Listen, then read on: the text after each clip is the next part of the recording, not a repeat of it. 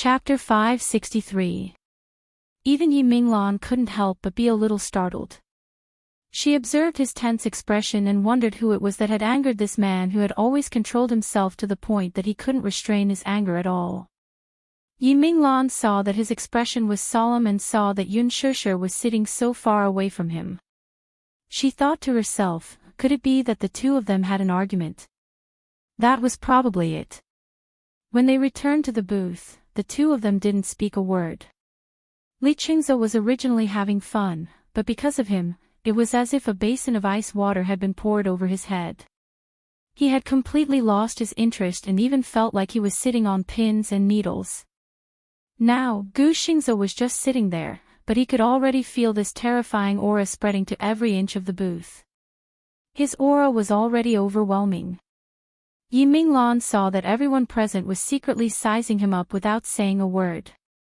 She couldn't help but want to ease the atmosphere, so she leaned over and poured him a glass of wine. She smiled and said, "Xingze, what's wrong with you?" As she spoke, she lowered her voice and said, "Just now, I was too willful. Don't be angry with me anymore, okay? I'll toast to you with this glass." After she finished speaking, Yi Minglan downed the glass of wine in one gulp. Gu Xingze didn't even look at her and downed the glass of wine she offered. The wine glass landed heavily on the table. He used so much force that the bottom of the glass almost cracked. Yun Shishir sensed that he had made a huge commotion and knew that he was angry. She felt wronged and guilty, but she didn't know how to explain it. She just didn't want to consume his feelings. Was that wrong too? Li Qingze sat beside her and Yun Shishir immediately sat further away. Li Qingze smiled and sat closer to her. Yun Shishir glared at him angrily. "What exactly do you want?" I'm sorry. Just now, it was my fault. What I said just now was in a fit of anger. Please don't take it to heart. I have a bad temper, and when my temper flares up, my words are unpleasant. If you're still angry, you can scold me. Li Qingze begged for mercy pitifully. He poured himself a cup of wine and said with a smile, "I'll finish this cup of wine first as an apology." Thus, he picked up the goblet and drained it in one gulp. He even showed her the bottom of the goblet, indicating that not a single drop was left. Yun Shishir turned her face away and ignored him. Li Qingze immediately brought over a cup of mixed wine and smiled at her. "Don't be angry. I ordered a drink for you. There's a little bit of red wine in it. The alcohol content is very low, but the taste is very unique. It has always been this shop's signature drink. Take it as my apology to you." Seeing that Yun Shishir was still ignoring him, Li Qingze said pitifully, "Please don't be angry. I was a jerk just now. If you want me to slap you, just say it, that's enough." Yun Shishir sighed. "I'll drink it, but can you stop bothering me after drinking it?" What a big tone.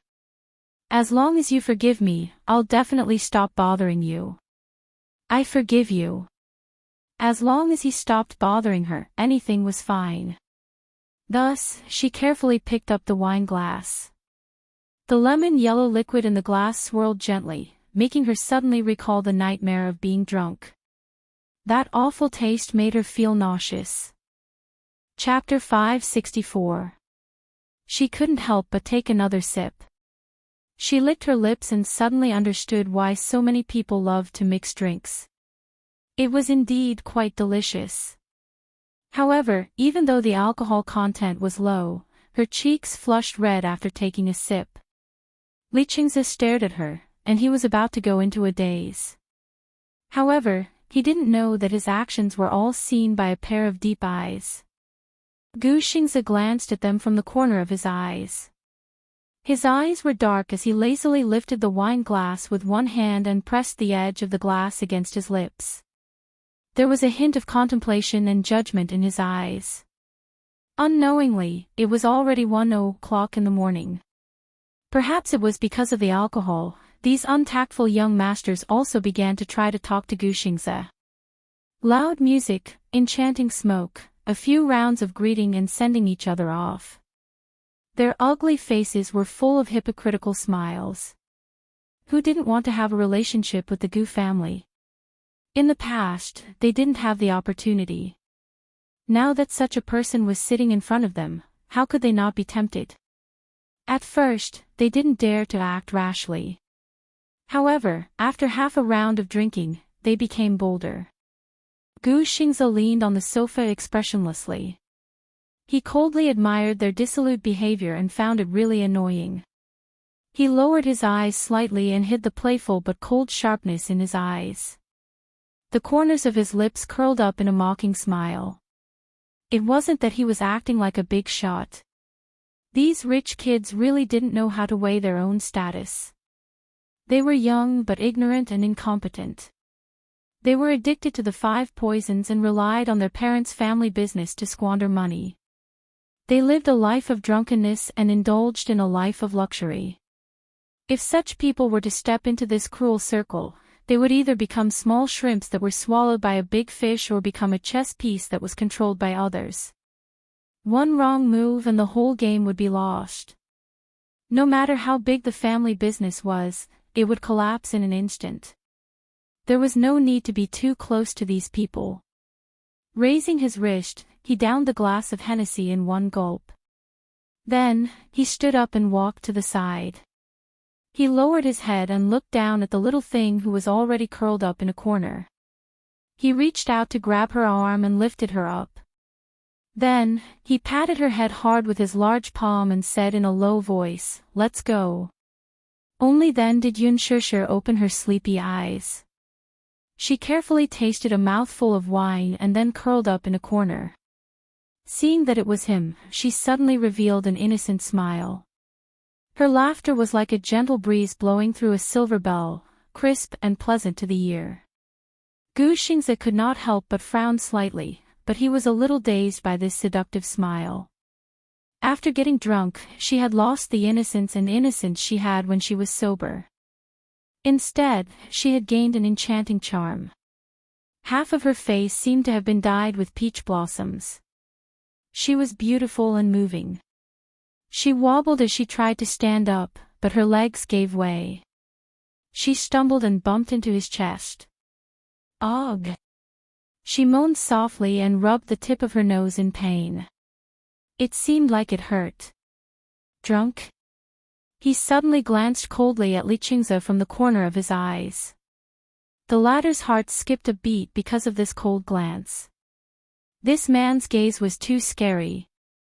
"Young Master Gu, I didn't make her drink." She didn't drink much and only took a sip. The alcohol content of that cocktail was pitifully low. "It seems like she's allergic to alcohol," Li Qingze quickly explained. Gu Xingze ignored him.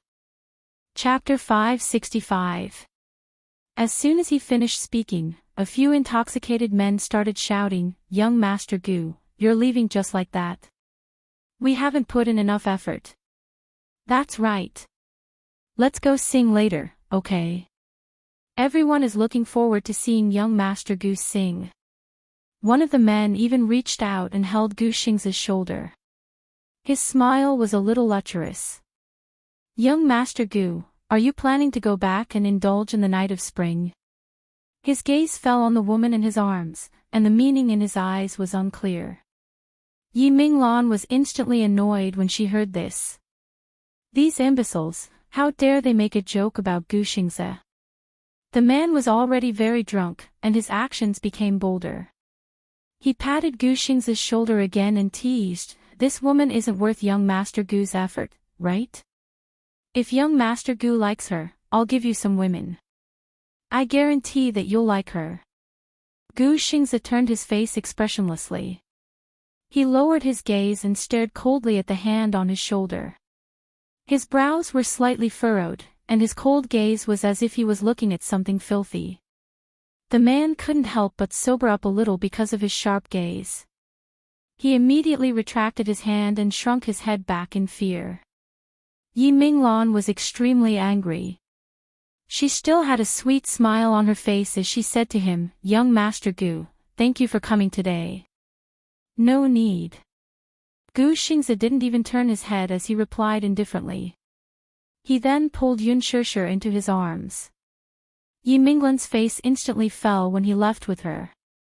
She turned around and swept her gaze across the crowd angrily. She was so angry that she laughed. A bunch of shameless idiots. "Io, what's wrong, Sister Minglan?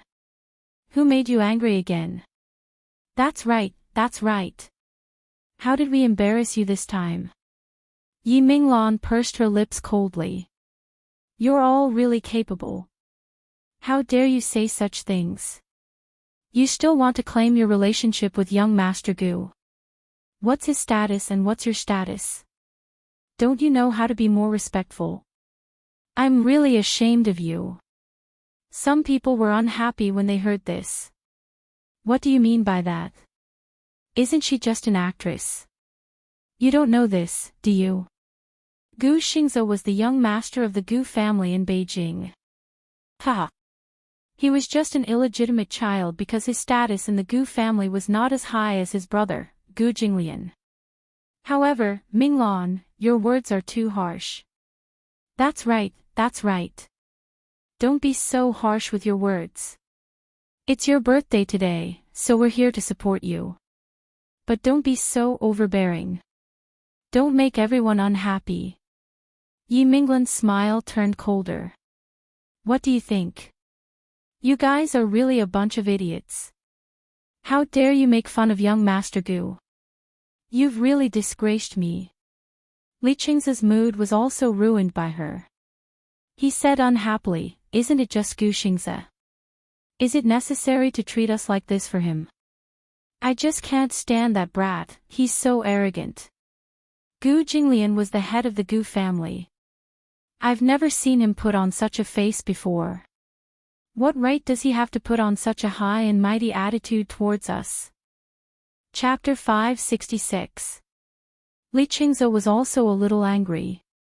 He had been suppressing his anger because of Gu Xingze and had nowhere to vent it. Now that he had been scolded by Yi Minglan, he finally exploded and roared out. "Bah! Damn it!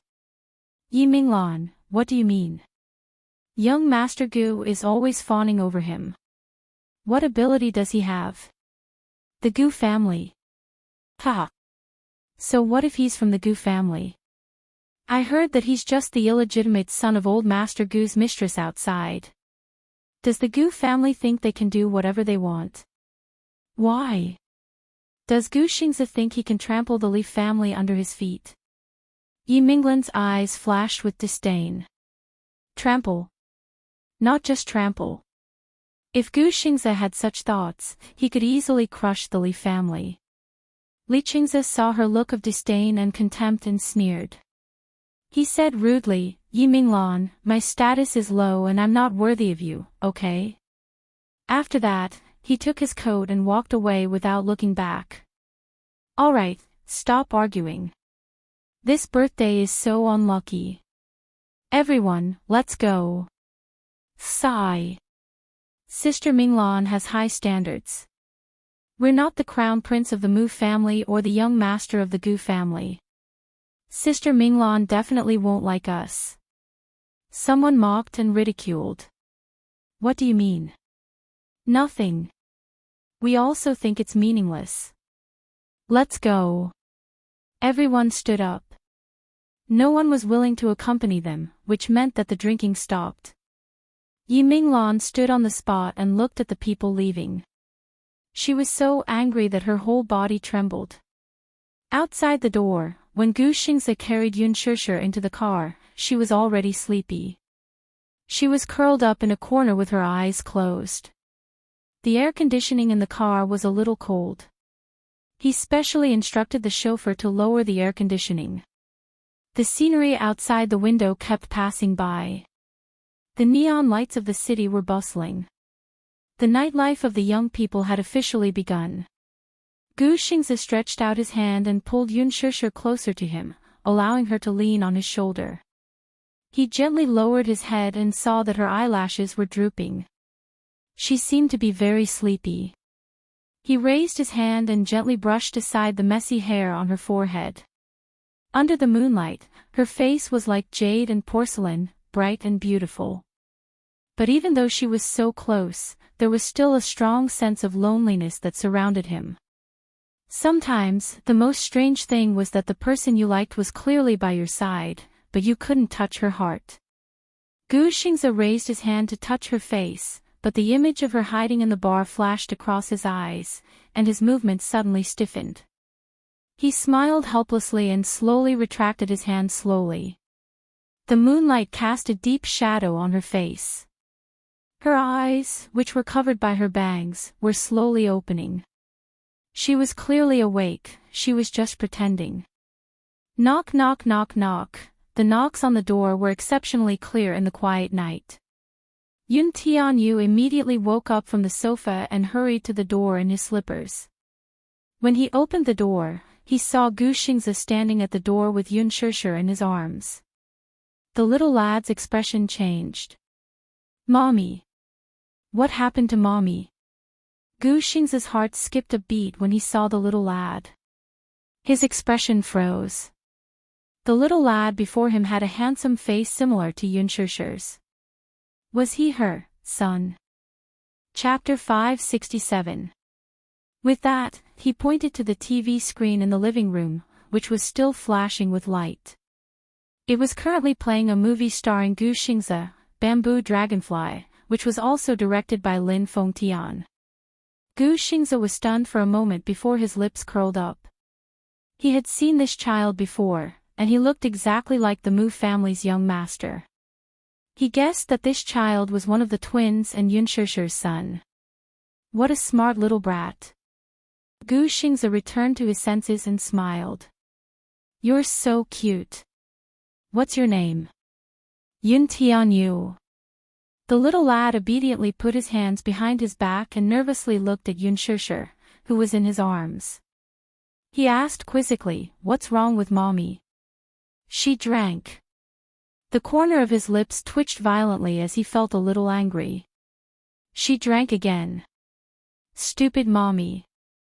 She obviously can't hold her liquor, yet she still forced herself to drink. Gu Xingze carried Yun Shishir into the bedroom. When he walked out of the room, Yun Tianyu was standing behind him with an autograph book in his hand.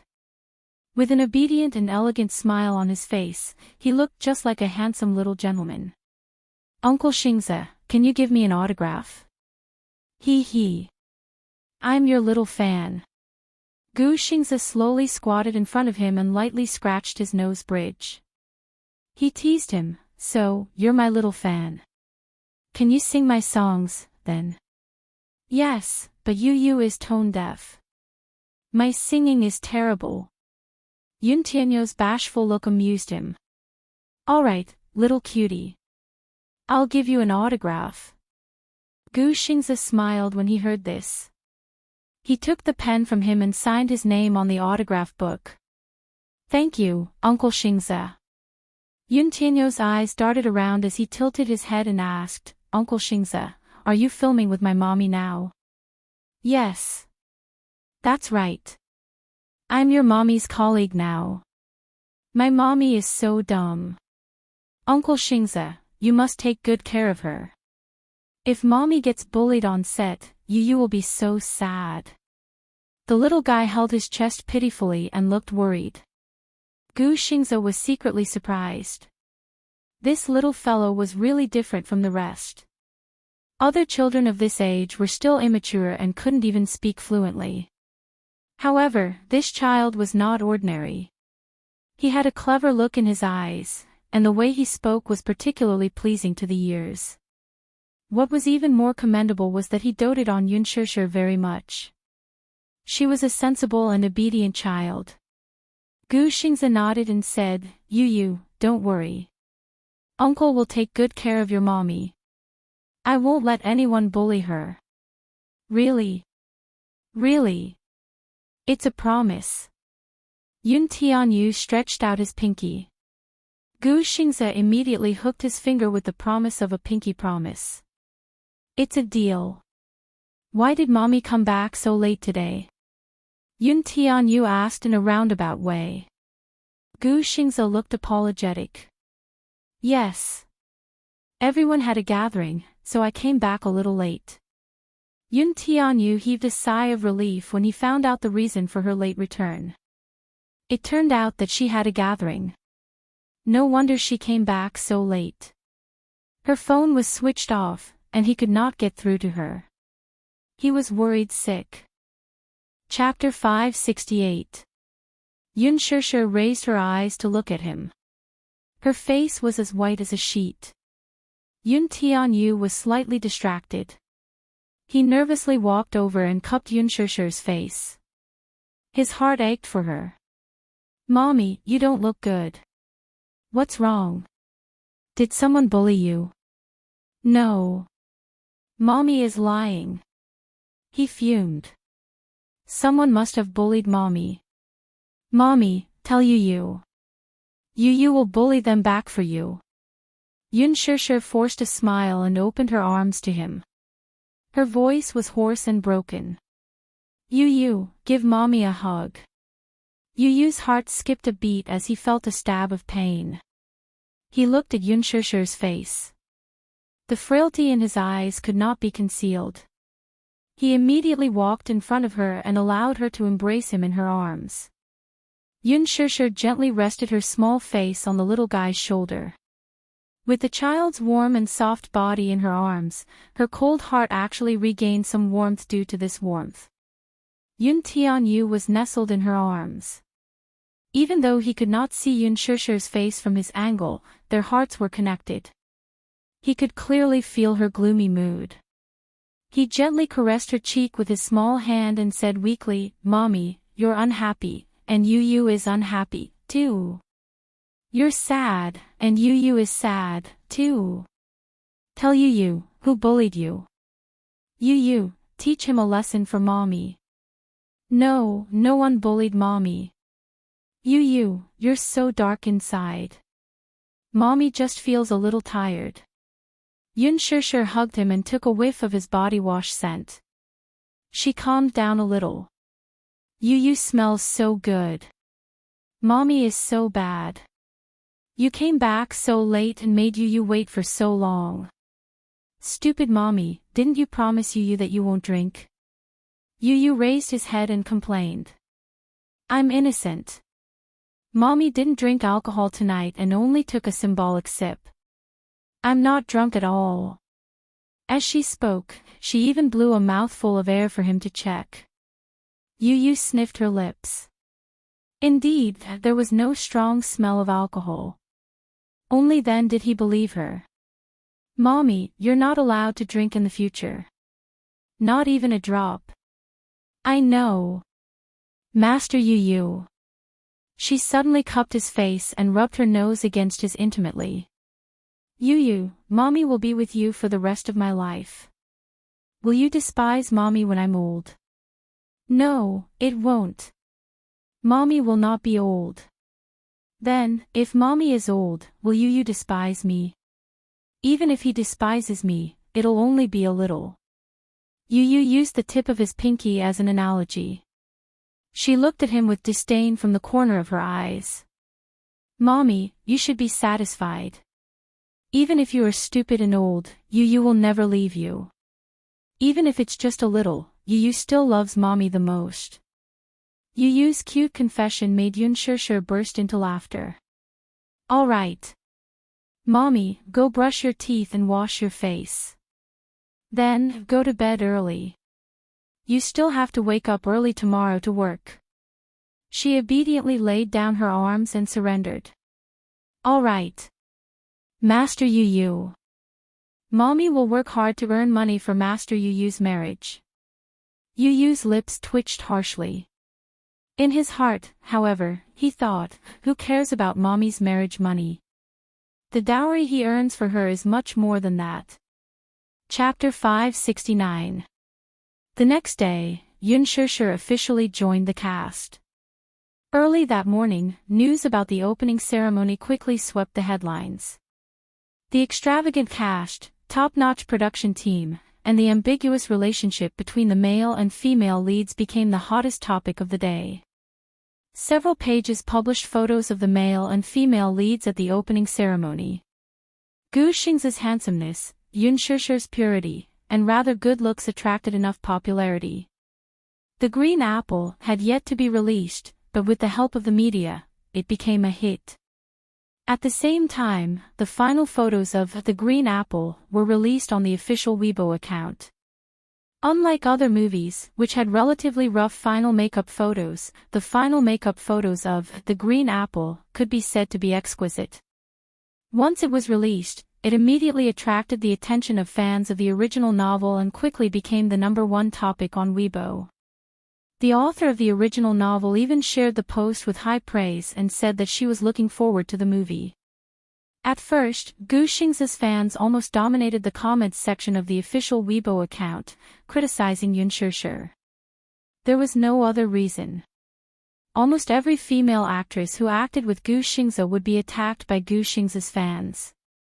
However, the final photos soon attracted the attention of loyal fans of the original novel.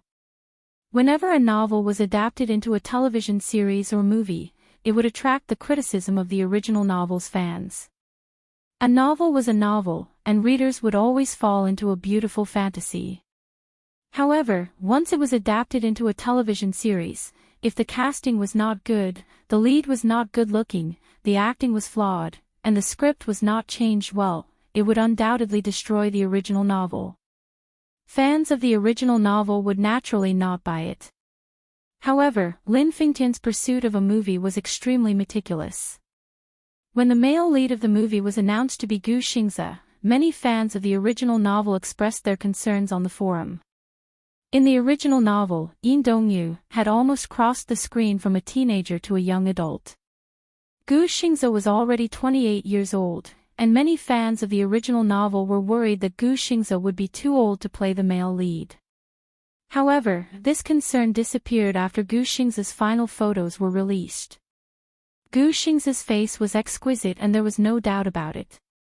What was even more heaven-defying was that even though it had been 10 years since his debut, it was as if he had grown in reverse. His appearance was no different from when he first debuted at the age of 18. The only difference was that the immaturity he had when he first made his debut had faded away. The current him had the demeanor of a heavenly king. After Yun Shishir's photo was released, it also attracted countless compliments. The original novel, The Green Apple, was a bestseller and had millions of fans. Many fans were worried that Lin Fengtian would use a newcomer this time. Yin Xiaochuan's characteristics were very difficult to replicate. There were some areas that could be made up for with acting. Yin Xiaochuan, on the other hand, had an aura that ordinary actors didn't have.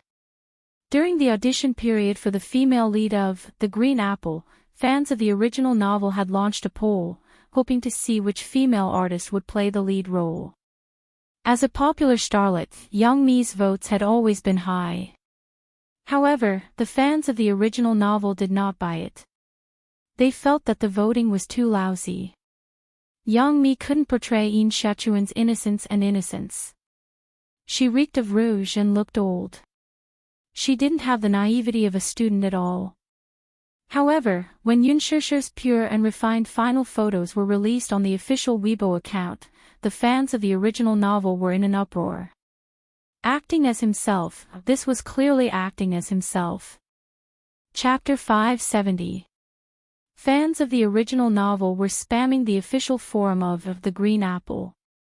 Some asked for the name of this newbie actress who was playing the female lead. Some expressed their anticipation for the release of the movie and wanted to support it to the end based on the looks of the two main leads. Some supported Lin Fengtian and praised The Green Apple for being a production team with a conscience. They had put in a lot of effort in the casting and believed that the movie would be beautiful. Some hoped that Lin Fengtian would do his best to recreate every detail of the original novel. On the set, Mushi kept scrolling through Weibo. She had previously applied for Yun Shishir's Weibo account, and in just a few days, it had gained 2 million followers. 2 million. Gosh, this is simply a miracle. One must know that gaining 2 million followers in a few days was already a huge achievement for a newbie actress. This meant that Yoon Shusher's popularity was increasing day by day.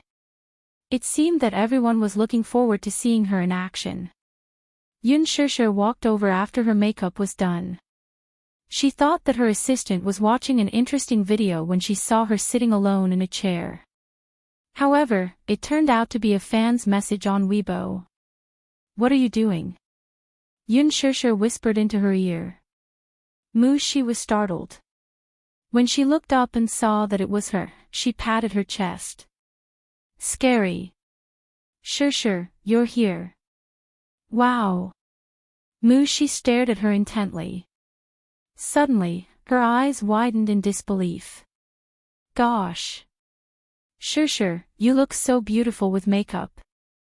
Yoon Shusher was in her junior high school uniform. She wore a white short-sleeved shirt and a grayish-blue pleated skirt, revealing her fair, long legs. She had applied light nude makeup on her face. It was impossible for a student's makeup to be too thick. She looked like she had no makeup on, but it was actually very thick. The makeup artist put on some light eyeliner for her, outlining the contours of her eyes. Her eyelashes were long and beautiful, her lips were red, her teeth were white, and her cheeks were light pink. The entire makeup was as elegant as crystal, yet it was stunningly beautiful. Yoon Shusher was amused by her. "What do you mean? Don't I look good without makeup?" "Yes, yes, yes. But you look even better with makeup." "Ah, ah, ah, ah. Shusher, I've decided that you'll be the #1 national goddess in my heart from now on." She was full of praises for her looks. Yoon Shusher was curious to gossip. "Who was your #1 national goddess before?" "Lin Ji." She blinked. Ganoderma lucidum. The image of the Ganoderma lucidum surfaced in her mind. "Are you following the entertainment industry or not?" "Lin Mu Shi's." "Shusher Lin Lingji." Mu Shi's." Yoon Shusher took out her phone.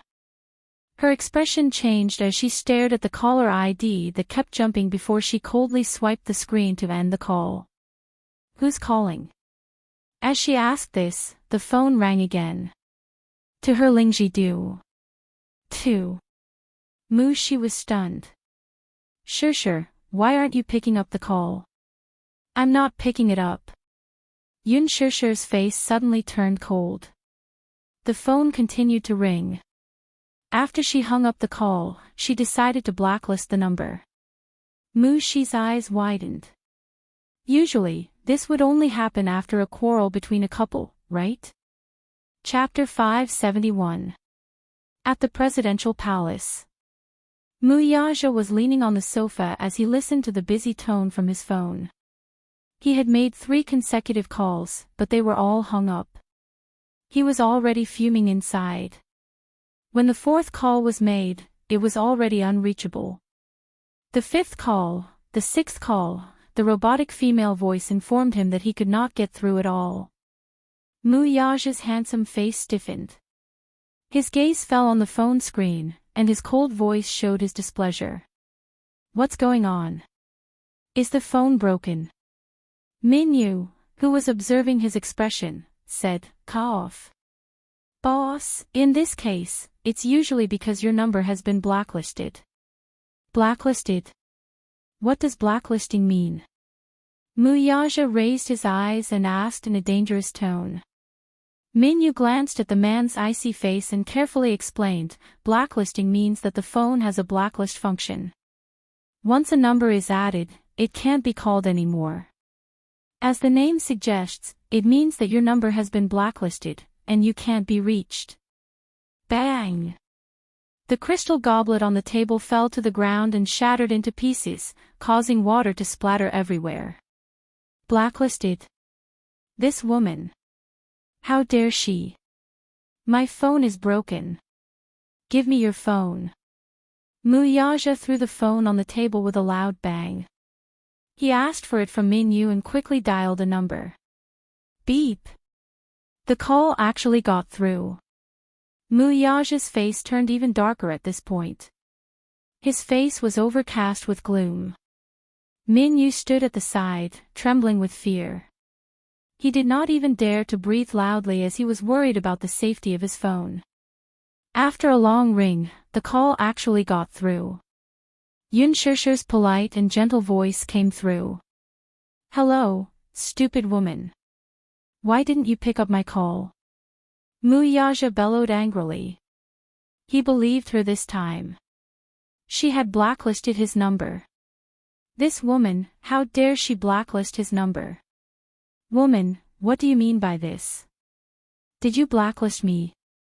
After a moment of silence, Yun Shishir's nonchalant and dismissive voice came through the phone. "Yes, I've blacklisted you." Min Yu's heart skipped a beat. Oh God, Yun Shishir was so brave. How dare she provoke the CEO? Sure enough, Muyaja's face instantly turned black. He suddenly stood up and kicked the high table. The beautiful and exquisite antique vase on the table fell to the ground and shattered into pieces. "Woman, give me a reasonable explanation," Muyaja said in a low voice. He gripped the phone so hard that it was as if he was going to crush the screen. "Explain. Why should I explain it to you? I'm very busy. That's all." After Yun Shishir finished speaking, she didn't give him any chance to say anything and hung up the phone. "Damn it." Muyaja angrily called back again, but the call could not be connected. It was obvious that his number had been blacklisted as well. Muyaja's face was dark and his eyes were filled with anger. His number had been blacklisted, so he had nowhere to vent his anger. This feeling was really unpleasant. Bang. He slammed the phone on the ground. He was so scared that he shuddered. Then, he looked at the phone on the ground with heartache. His heart was bleeding. Chapter 572. Get lost. Muyaja waved his hand. He channeled all his anger into his fist and punched Min Yu's shoulder. The huge force almost dislocated Min Yu's shoulder. Min Yu immediately held his shoulder and retreated to the side. Even though his shoulder was in great pain, he still did not dare to move. He looked at the angry man in front of him in fear. In his opinion, Muyaja rarely got angry. He had always been good at controlling things. It seemed that everything was under his control without exception. However, Yun Shishir seemed to be an exception. This woman seemed to be the only person that Muyaja could not control. Muyaja clenched his fists. His body was filled with a terrifying aura. It was a kind of fierce aura that almost penetrated the bone marrow. It was dark and oppressive, making it hard for people to breathe. Min Yu looked at the sharp eyes and suddenly felt a little suffocated and frightened. There was no doubt that this was an extremely terrifying man. It made people feel fear from the bottom of their hearts. "Find out where she is." Min Yu immediately lowered his head and retreated. He quickly ordered his subordinates to find out where Yun Shishir was. Soon, the news came. He immediately reported the exact information to Muyaja. "Chairman Mu, Miss Yun is filming today." "Filming?" "Yes, director Lin Fengtian's film. The male lead, Gu Xingze, has officially started filming," Min Yu said. Muyaja frowned and immediately ordered, "Book a flight back to China." Min Yu was shocked and immediately asked, "Are we going back now?" "Now, go and book a flight right now." Min Yu was a little hesitant. "But, Chairman Mu, about the follow-up of the acquisition tomorrow, don't you understand what I'm saying?" Muyaja turned around and looked up. The anger in his eyes was about to burst out in the next second. "Or are you saying that even you want to go against me?" Min Yu was shocked. He lowered his head and said in a trembling voice, "I wouldn't dare." Muyaja glared at him fiercely. "Book a flight. Now, immediately, right now." Yes. Beijing Affiliated High School. At the end of June, the middle school exams had ended. The film crew had to finish filming the middle school scenes as soon as possible before the summer break. When the crew was filming, they would film all the scenes in one scene in one go. After filming the scenes in one scene, they would continue filming the scenes in another scene. That was because setting up a set required a lot of money and energy, and it was impossible to follow the timeline of the script. Therefore, they had to follow the scenes. The actors kept changing their outfits according to the script and completed their scenes according to the script. The progress of the filming was unexpectedly slow. When it came to filming, Lin Fengtian was very picky and sought perfection. Therefore, whenever an actor's gaze was not on point, he would ask them to do it all over again. She remembered that there was once a school anniversary scene that took 2 whole days to film. This was because Yang Chang, who was standing in the first row, was often distracted. For the past few days, her condition seemed to be a little off. Her eyes were unfocused, and there were a few times when Lin Fengtian used the loudspeaker to scold her. There were a few days in June when the sun was still very hot. It was more than 35 degrees Celsius, and it was extremely stuffy. All the actors and actresses stood under the sun for a long time because of her mistakes. Those A-list actors and actresses still had the right to hide under the shade and relax in places where they could not be seen. Chapter 573. Because of this, many people had complaints, but they did not dare to voice out their anger. Yang Mi was a big shot and was not someone they could afford to offend. She got her hands on a small air conditioner fan from somewhere and blew at Yun Shishir's face with all her might. She, on the other hand, was sweating profusely from the heat. Yun Shishir's face was covered with a thick layer of makeup. Now that they were filming outdoor scenes and the weather was so hot, she would have to wash it off and reapply it if she were to sweat and ruin the makeup on her face. For the few outdoor scenes, her shots were all close-up shots, so there could not be any blemishes on her face. If her foundation were to fall off and her complexion was uneven, the results would not be guaranteed and would have to be res-hot. Hence, she kept fanning herself with the small air conditioner fan in one hand and the fan in the other. Yun Shishir looked up at her and saw that her face was red from the sun. Her heart ached and she pushed the fan to her. "Look at you, you're so hot. Don't just blow at me, you might get a heatstroke." She was stunned for a moment and then felt touched. "Shishir, I realize that you're very gentle to me. Isn't this how it should be? How many celebrities are gentle to their assistants?" She complained. "You haven't seen it, many celebrities hit and scold their assistants casually. They'll slap them if there's a disagreement. It's tiring to be an artist's assistant. But Shishir, you're so gentle and treat me so well. That exaggerated." Yun Shishir was speechless. "Do you know Yan Bingqing?" She lowered her voice and gossiped. Previously, an assistant accidentally guessed her skirt. In a fit of anger, she splashed hot tea on the assistant's face. That was freshly brewed tea, so it was very hot. That poor assistant's face immediately started to blister. Yun Shishir was dumbfounded. "That ruthless. What do you think?" She grinned. "But I'm lucky to be with you. Everyone is envious of me." Pfft, Yun Shishir suddenly laughed. "Why? What are you laughing at?" She glared at her, not knowing whether to laugh or cry. Yun Shishir voiced out her thoughts. "Now that you mention it, it sounds like an ancient harem. Celebrities are like concubines while their assistants are like little maids. They scheme against each other and compete with each other. Interesting." She could not help but laugh along when she heard that. "Ha ha. That's right. That's how it is in this industry." Yun Shishir's face broke into a smile, but her face turned icy cold all of a sudden.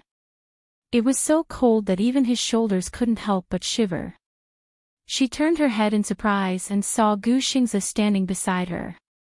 He handed her an ice pack that was filled with cold air. "Here. Brother Xingze.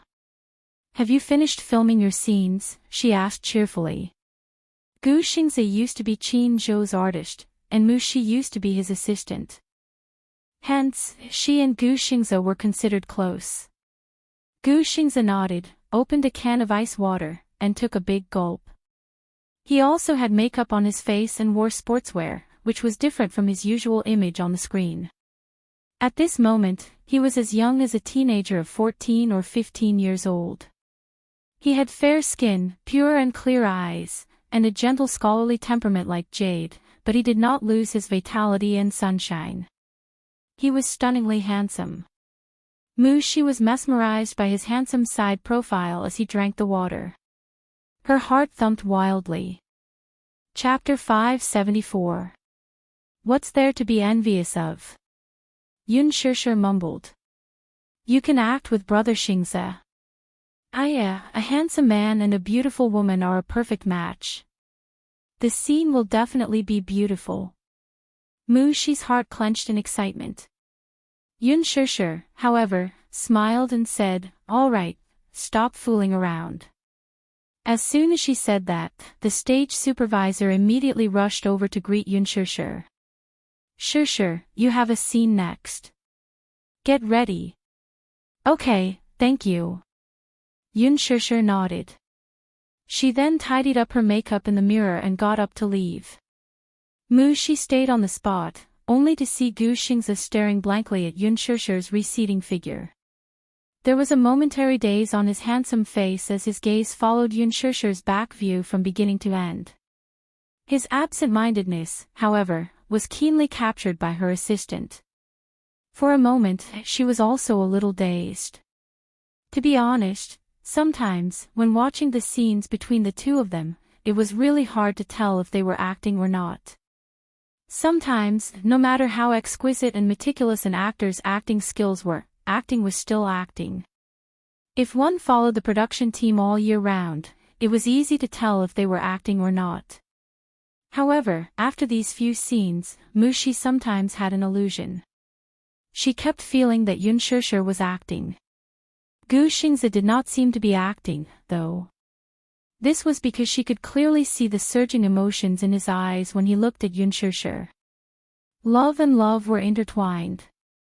It was really hard to tell if he was acting or if it was real. Every inch of his gaze, every time they looked at each other, was filled with adoration. Even an experienced actor with superb acting skills would not be able to portray such a feeling. When it came to emotions, it was just acting. If it was real, it was real. Therefore, there were several scenes where Gu Xingze and Yun Shishir acted together in one take. Even the nitpicky Lin Fengtian did not find anything wrong with them. Yin Xiaochuan dared to love and hate, while Yin Dongyu dared not to express his deep love. This taboo and tangled emotional entanglement was performed perfectly by the two of them. It was simply carefree. Everyone was immersed in the drama. The crew members present were also secretly praising Yun Shishir for her outstanding acting skills and Gu Xingze for his exquisite emotions. Only Mu Shi had a vague feeling that Gu Xingze was not acting. Could it be that he was too engrossed in the role and the fake became real? Was Gu Xingze interested in Yun Shishir? It was late at night. There was only one scene left between the male and female leads. The scene was set in a music classroom. According to the plot, this was the place where the male and female protagonists first collided. In the plot, there was no one in the school. Yin Xiaochuan pulled Yin Dongyu into the music classroom under the cover of the night and got him to teach her Chopin's Nocturne. Yin Dongyu taught her step by step. Yin Xiaochuan sat beside him and looked up at his side profile in a daze. Suddenly, she leaned forward and kissed the corner of his mouth. Yin Dongyu was startled and the piano music stopped abruptly. Yin Xiaochuan, on the other hand, could not suppress the budding feelings in her heart. She hugged his shoulders and pressed her lips against his. Their first kiss happened in this scene. It was almost one of the climaxes of the movie and was voted as the most anticipated scene by fans of the original novel. Lin Fengtian attached great importance to this scene. Originally, Mu Yaja had given an ultimatum to forbid Yun Shishir from kissing and hugging scenes. Chapter 575. For the sake of the plot, the kissing scenes were all close-up shots. Every change in their expressions, Yin Dongyu's shock, and Yin Shachuan's nervousness, had to be vividly displayed through close-up shots. How could they film a double? Unless they found two people who looked exactly like them. Wouldn't that be too difficult? How could there be two identical leaves in the world? No matter how similar they were, a double was still a double. It was fine for the close-up shots, but it would not be able to fool the audience. Hence, Lin Fengtian took the risk and decided to act first and report later. For the time being, he would hide it from Mu Yaja and finish filming this scene first. Lin Fengtian's pursuit of acting had become an obsession. The set had already been set up. Yun Shishir sat in front of the piano and gently tapped on the keys. Ding ding dong dong, a melodious sound of the zither flowed from her fingertips. She only played the right-hand part and did not add any chords. The beautiful melody, coupled with the quiet night, gave rise to a romantic atmosphere. Gu Xingze stood behind her, sipping his coffee. Looking at her fingering, he suddenly said, "Your fingering isn't very professional." Yun Shishir looked up at him and smiled faintly. "Yes. I learned the piano later on. I didn't practice the basics when I was young, so it's very difficult for me to practice." When she was young, Yun Yeqing had enrolled her in an interest class, but she majored in the violin. When she entered university, she chose to minor in piano. Piano required a strong foundation and fingering, but these required a strong foundation from a young age. Hence, her piano playing could fool the average person, but to the professional Gu Xingze, her standard could only be described as ordinary. Gu Xingze sat down next to her and demonstrated the fingering technique. The fingering technique should be like this. You won't be able to play smoothly with this technique. Oh, he then corrected her hand shape.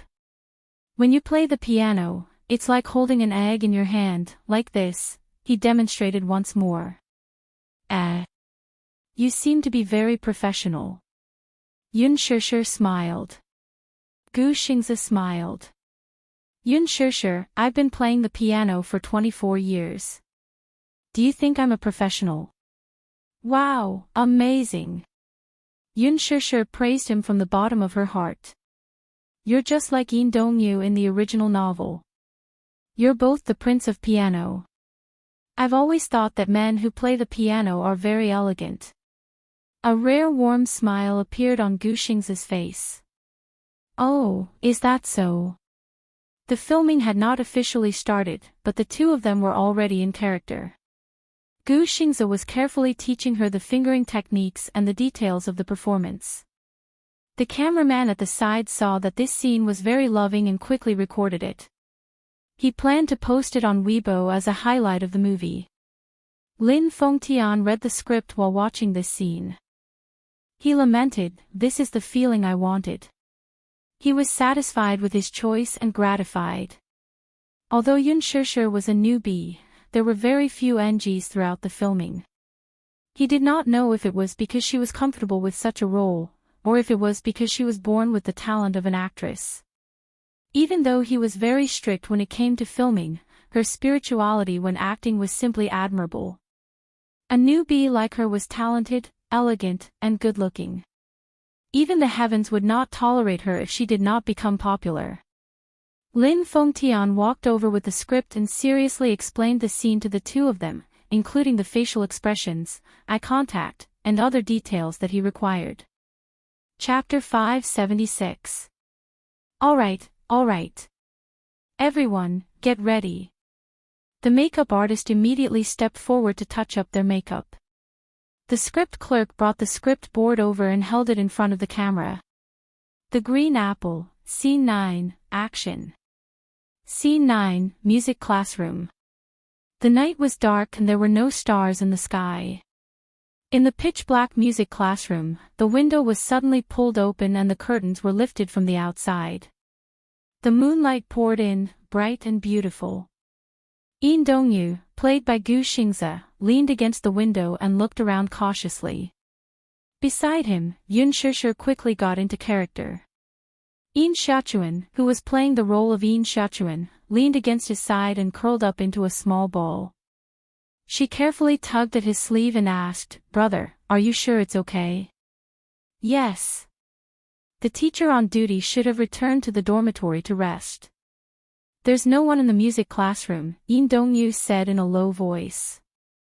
Yin Dongyu lowered his voice and gave Yin Xiaochuan a look. "Wait for me outside the door, okay?" "Okay, be careful." Yin Xiaochuan nodded obediently and a mischievous smile appeared on her face. Yin Dongyu held onto the windowsill and leaped onto the windowsill. He nimbly flipped himself into the classroom. Yin Xiaochuan quickly ran to the classroom door. Soon, the door opened from the inside and she saw Yin Dongyu's smug and bright smile. "Brother, you're the best." Yin Xiaochuan cheered softly and excitedly as she entered the classroom. "Shoo! Keep your voice down." Yin Dongyu was afraid that her voice would alarm the security guards. He reached out and flicked his finger on her forehead. "Ouch, it hurts." Yin Xiaochuan held her forehead and glared at him coquettishly. Yin Dongyu exchanged glances with her. After drawing all the curtains in the music classroom tightly, he turned on a light. The warm light shone down. It landed on a beautiful and elegant Yamaha tripod piano. "Wow! What a beautiful piano!" Yin Xiaochuan covered her mouth. Her eyes were filled with amazement. She looked around the piano a few times and a touched smile appeared on her face. All the romantic fantasies she had when she was a girl surfaced on her face. When Yin Dongyu had been practicing the piano since he was a child, she liked to sit by his side and watch him play the boring music over and over again. She really liked that pair of hands that were tapping on the piano keys. Her fingers were long and slender, and her fingertips were like porcelain. She looked extremely beautiful on the black and white piano keys. The sunlight outside the window shone in, reflecting on his handsome side profile. Against the light, it was quiet and beautiful. She wasn't born with a love for the piano. Her obsession with the piano stemmed more from her infatuation with Yin Dongyu. Yin Dongyu watched helplessly as she circled the piano with her hands in her pockets. The corners of her mouth curved into a gentle and doting smile. "Brother, how much does this piano cost?" Yin Xiaochuan grinded the piano frame like a believer praying, and asked longingly. "It's very expensive." "How expensive is it?" About 200,000, Yin Dongyu said after some thought. Yin Xiaochuan was completely stunned. Her eyes were as big as bells, filled with disbelief. "The sound must be amazing." "Yes. It's a piano specially designed for performance." Lin Fengtian looked at the image on the monitor and gently rubbed his chin. The plot was progressing smoothly, unbelievably smoothly. Chapter 577.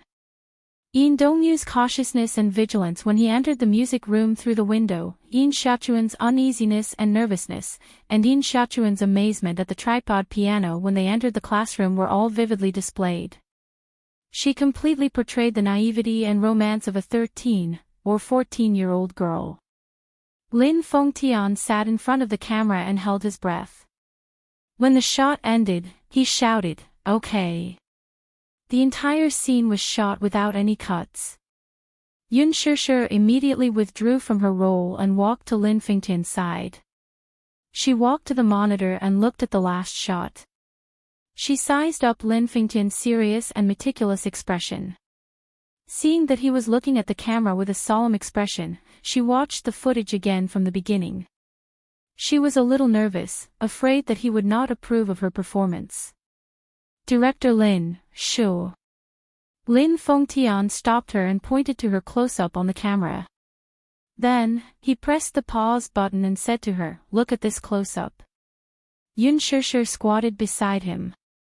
Lin Fengtian replayed the tape for her from the beginning again. When it came to this close-up shot of her, Lin Fengtian hit the pause button and turned to look at her. Yun Shishir immediately understood his intention. The gaze is not there yet. Yes. Lin Fengtian felt that her comprehension was good. The gaze is lacking. Yin Xiaochuan's coquettishness towards Yin Dongyu is not fully expressed. The long shot is perfect, but when it comes to the close-up, it's lacking a lot. Yun Shishir filtered the author's description of this scene in her mind and repeatedly pondered over it. I understand, Director Lin. Let's reshoot this scene. Yun Shishir nodded and immediately returned to her seat. Lin Fengtian took a sip of water, but he could not calm down the surprise in his heart. He was especially strict when it came to filming. On the set, he rarely praised anyone.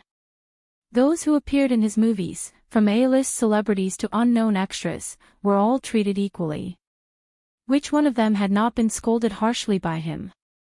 On the first day of filming, Yun Shishir was often unable to grasp the position of the camera due to her lack of experience. She had a big problem with her positioning and often walked out of camera range. Because of this, he often lost his temper with her.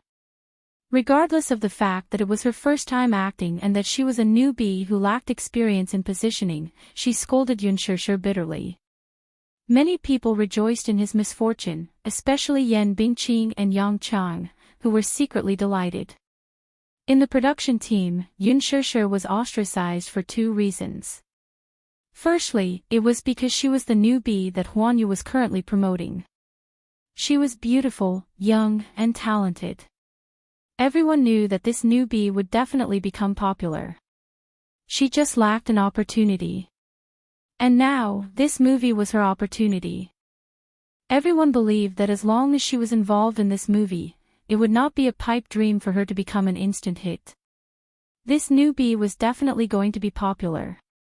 Therefore, Yang Chang and Yan Bingqing were eyeing her covetously. He was afraid that after she became famous overnight, Huan Yu would throw resources at her and her status would rise. The competition in the entertainment industry was too strong, and there was a lot of pressure. It was not easy for an artist to make a name for themselves. Yan Bingqing had a sugar daddy behind her. In addition, her team was very supportive of her planning and packaging.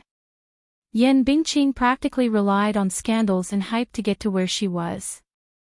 Chapter 578. However, Yang Mi was different. She was a child star and entered the entertainment industry at a very young age. When she was 5 years old, she acted as a little princess in a palace drama. She was considered a child star with a lot of experience. However, she did not have any talent. Her acting skills were her biggest flaw. Her looks could be improved through plastic surgery. Without any scandals, she could create topics to attract attention. However, she did not have any talent in acting. This was an irreparable weakness. Yun Shishir's talent was much better than hers. Naturally, she was eyeing her. The second reason was that she was a newcomer but had already risen to the top with the role of the female lead. This movie was originally a role that Yan Bingqing and Yang Mi were fighting for. However, Yun Shishir joined the cast out of nowhere. The two who were originally enemies instantly became friends. As the saying goes, the enemy of an enemy is a friend. Therefore, after Lin Fengtian criticized Yun Shishir, the two of them ran to her in groups to ridicule her. However, Yun Shishir was a person who was not shocked by honor or disgrace. She did not take their exclusion to heart. After a night, she carefully pondered the problem of her positioning. On the second day of filming, she had made great progress. There were almost no major problems with her positioning. Even if there were, they were just small flaws. Under Lin Fengtian's guidance, they were quickly fixed. Lin Fengtian was very surprised by this, but he did not praise her in front of everyone. He wanted to praise her, but he could not. He rarely praised someone.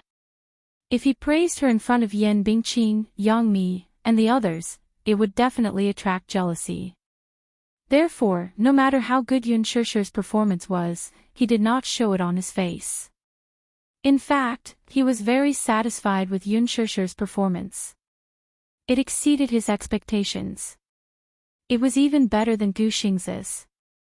Lin Fengtian slapped his thigh. He was so excited when he thought about the upcoming kissing scene. He was looking forward to Yun Shusher's performance. This scene was quickly shot. Then, it was time for the 10th scene. Lin Fengtian excitedly ran to Gu Xingze and Yun Shusher to talk about the scene. There weren't many kissing scenes in the novel. There were only 5 kissing scenes in the movie. In the script, the first kissing scene was between Yin Dongyu and Yin Shechuan. It was in this scene. Yun Shusher was originally prepared for the kissing scene. There were not many descriptions of kissing scenes in the original novel. However, when she heard that Lin Fengtian wanted to do a close-up of the kissing scene, her face immediately turned red. When filming this kissing scene, you must put your heart and soul into it.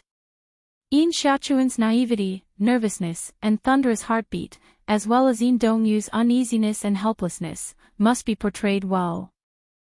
For some reason, Yun Shusher was lost in thought during Lin Fengtian's explanation. Mu Yaja's seductive voice suddenly rang in her ears. "Kiss me." Mu Yaja was the first man she had ever kissed. Before this, she didn't have any kissing experience. She clearly remembered his graceful stretching posture, his deep eyes landing on her body, and the corners of his lips curling up in an evil and provocative arc.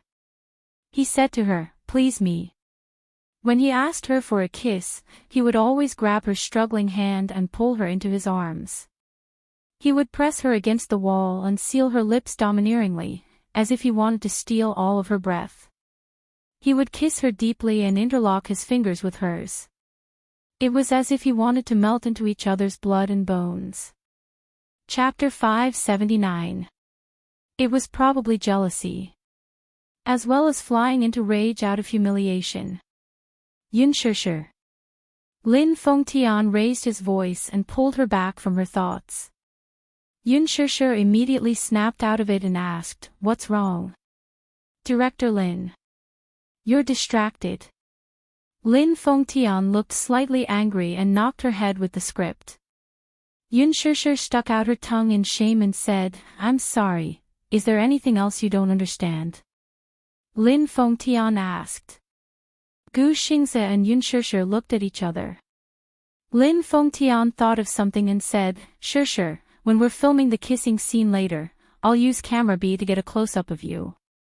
Be careful when you're in position and don't walk out of the camera."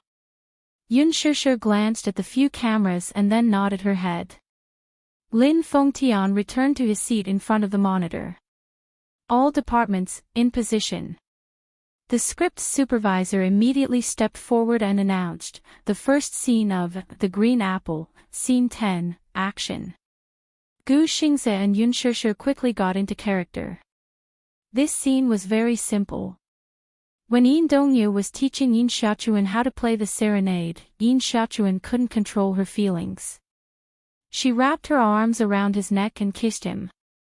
The main focus of the scene was the emotional changes during their first kiss. Yin Dongyu's retreat and Yin Xiaochuan's initiative.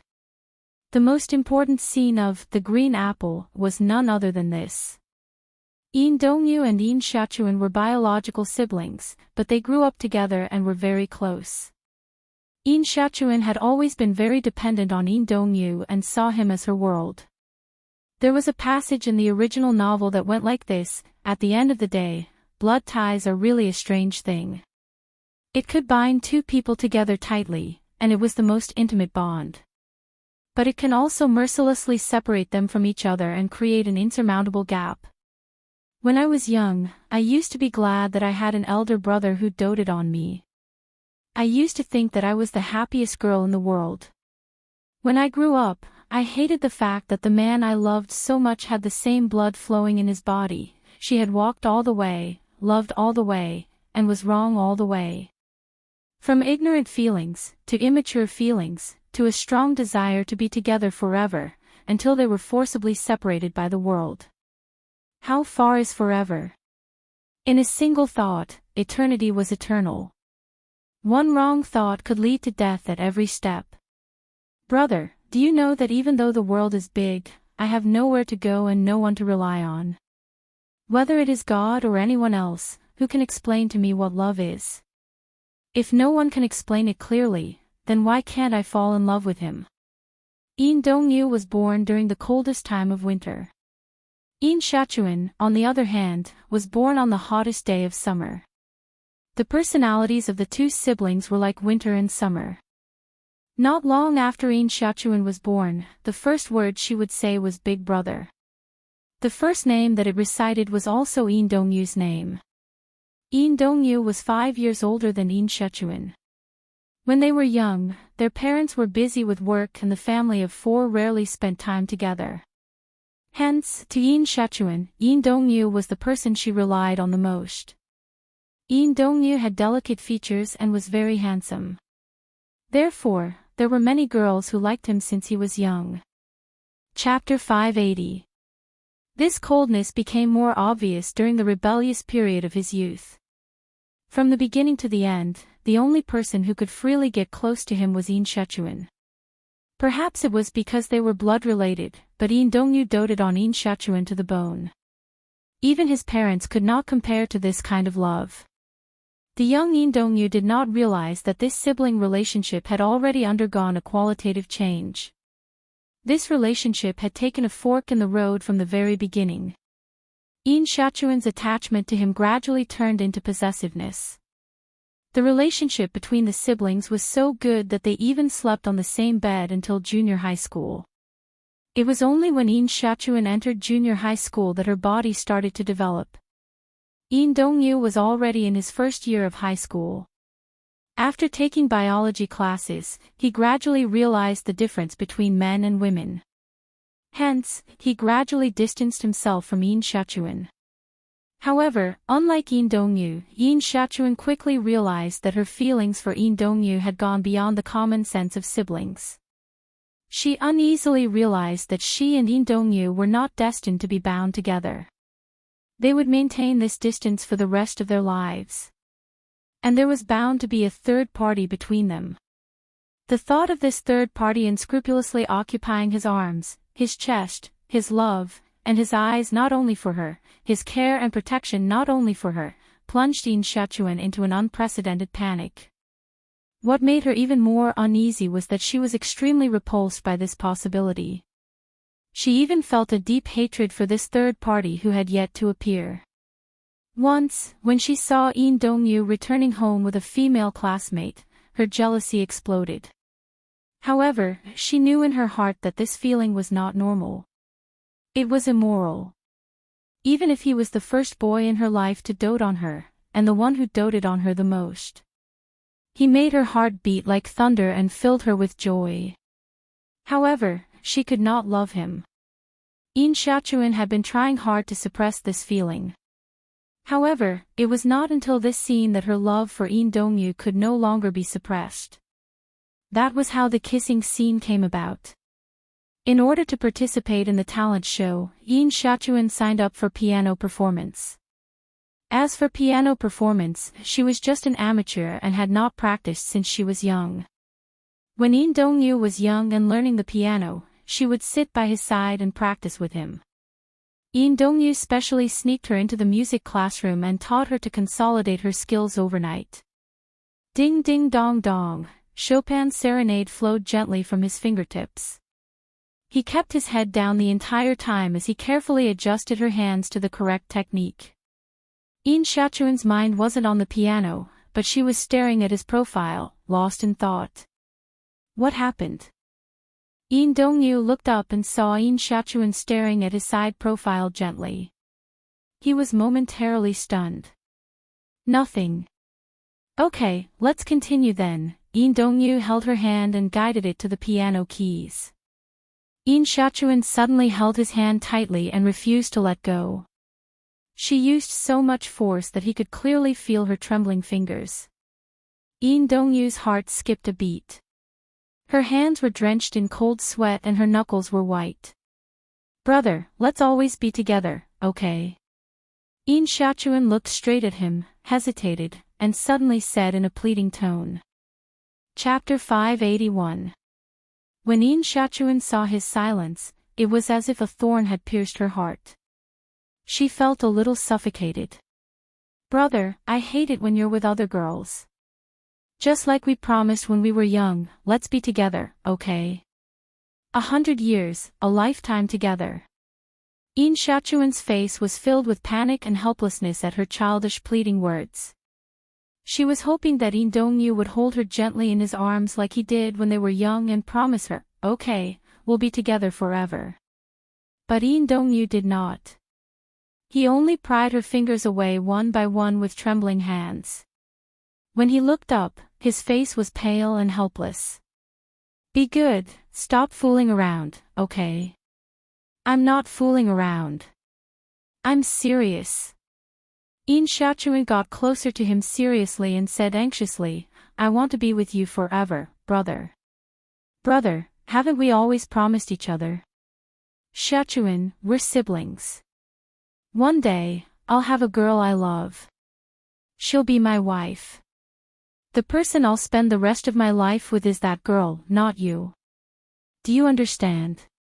"Why?" Yin Xiaochuan's face instantly turned pale. When she heard the cruel words coming out of his mouth, her heart felt like it was being stabbed. Her eyes quickly moistened.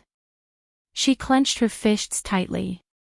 The despair in her eyes almost drowned her. "Then what about what you promised me in the past? Was it a lie? You made a promise." Yin Dongyu turned his face away with a complicated expression. He lowered his head and stared straight at the black and white piano keys. "I promised you that I'd be with you forever and never leave you. But not in this way, do you understand?" There was a moment of dead silence beside him. Yin Dongyu frowned. He turned around and was about to say something when Yin Xiaochuan suddenly came up to him. One of her hands wrapped tightly around his neck, and her small face kept leaning toward him. While he was still in a daze, Yin Xiaochuan had already cupped his face. She gently closed her eyes like she had learned from the shoujo manga and gently pressed her lips against his thin, cold lips. This was Yin Xiaochuan's and Yun Shishir's first on-screen kiss. Similar to Yin Xiaochuan, her kissing skills were also inexperienced. Half of her body was leaning on Gu Xing's body. Through the thin material of their clothes, she could almost clearly feel the warmth of Gu Xing's chest and his warm heartbeat. There was an inexplicable fragrance on his body. It was different from Mu Yage's perfume. Instead, it was a natural fragrance. The moment she touched his lips, Mu Yage's angry face suddenly flashed through Yun Shishir's mind. "Woman, how dare you betray me?" Betrayal? Who was the one who betrayed who? She gently closed her eyes, trying her best to erase that handsome face from her mind. Following the script, she hugged Gu Xing's neck tightly and leaned her body closer to him. Her kiss deepened and deepened. She pressed her lips against his and greedily sucked in his fragrant breath. At this point, Yin Dongyu should be struggling. He should be resisting with all his might, pushing her away forcefully, and breaking this out-of-control situation. However, at that moment, Gu Xingze hesitated. He widened his handsome eyes and could clearly see Yun Shishir's delicate and beautiful face in front of him. She gently closed her eyes. Due to her excessive nervousness, her shoulders were trembling. Chapter 582. Hence, she was so nervous that she was trembling all over. Even her eyelashes were trembling. The tears that welled up in her eyes quickly moistened her lashes and overflowed from the corners of her eyes. A line of clear tears rolled down her cheeks. This was undoubtedly a desperate and helpless kiss. Yun Shishir was completely immersed in her role. Every inch of her facial features, even her eyelashes, were full of dramatic tension. He stared at her with his eyes wide open. Even though he knew that she was acting and was fully immersed in her role, his heart still trembled violently because of this desperate kiss. His heart ached for her, and he felt a sense of reluctance and longing. Based on the character in the movie, he should have rejected and avoided the kiss. However, in his heart, it was difficult for him to push away Yun Shishir's kiss. Gu Xingze couldn't help but reach out his arms, trying to embrace this uneasy and desperate girl in front of him. The assistant director, who was sitting beside the monitor, suddenly stood up with an ugly expression. Gu Xingze was out of control. According to the script, his next move was to push her away violently. Instead of hugging her. He was about to interrupt when Lin Fengtian suddenly tugged at his sleeve and pulled him back to his seat. Director Lin. He lowered his voice, obviously puzzled. Shoo, don't speak. Director Lin was obviously surprised by the unexpected development of the plot. Even though there were some issues with the plot, due to a freak combination of factors, Lin Fengtian was surprised by the superstar's performance. This is the feeling I want. Yin Dongyu also yearned for this kiss.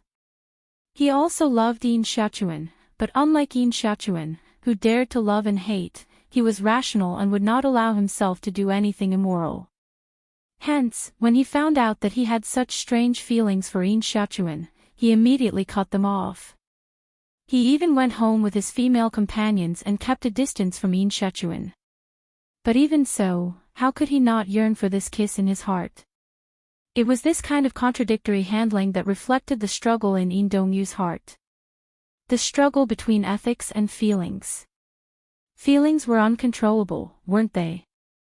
This way, the character could be portrayed more realistically and realistically. Zoom in and get a close-up of Yin Dongyu. Lin Fengtian added another camera. Originally, there was only a close-up of Yin Xiaochuan. It mainly reflected Yin Xiaochuan's despair and helplessness. Lin Fengtian added Yin Dongyu's camera, hoping to capture every change in his expression. In the camera, Gu Xingze's expression suddenly froze. He suddenly realized that this was all an act. His outstretched arms paused in midair. Then, he pushed Yun Shishir away and stood up abruptly. He turned around with a pale face, and his face was filled with disbelief and shock. Yun Shishir was pushed away and fell on the piano. Her elbows pressed on the black and white keys, producing a discordant bass sound that was harsh and heavy. Just like how the two of them were feeling right now. She stood up awkwardly and awkwardly. She laughed dryly and said with trembling lips, "Brother, why did you push me away? Don't you think this is ridiculous?" Gu Xingze wiped his lips absent-mindedly. He could still feel the residual warmth of her lips. How is it ridiculous? How is it ridiculous? Chapter 583. Can't I kiss you? You can't. Gu Xingze was immersed in Yin Dongyu's role. He said in a low voice, flung her hand away and walked to the window. I can't either. Why not? Yin Xiaochuan stared at his back view with tears in her eyes. I like you and you like me. Isn't that enough? She screamed the last sentence, almost breaking her voice. Lin Fengtian, who was sitting in front of the monitor, was so agitated that he was trembling. It's so exciting, the tension is so strong. Oh my God. This Yun Shishir was really extraordinary.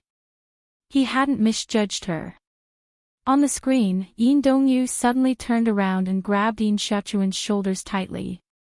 His eyes were bloodshot and he said crazily, "You're my sister and I'm your brother. Do you understand? Why can't we? We shouldn't be together. Do you understand? Why can't we be together?" The young and ignorant Yin Xiaochuan didn't understand. She persisted, "I can't live without my brother. We have the same blood flowing in our bodies. We're siblings. If we're together, it's incest." It's incest. Do you understand? Yin Dongyu stared straight at her, trying to wake her up. She suddenly laughed miserably. She grabbed his wrist and placed their wrists together. Is this the reason? Yin Xiaochuan stared at him with tears in her eyes. If this is the reason, then I'll cut it open with a knife and let the blood in my body drain out. Then, will it be enough? Shut up. Are you an idiot? Or are you threatening me? Yin Dongyu covered her lips tightly, his heart thumping in fear at her angry words. Yin Xiaochuan suddenly broke down and threw herself into his arms. She cried weakly and helplessly, but I don't want you to be with another girl. My heart will ache, my heart will ache. Brother, I like you. This is something that can't be helped. It would be great if it could be controlled. But there's no way to control it. Yin Dongyu seemed to have lost all his strength.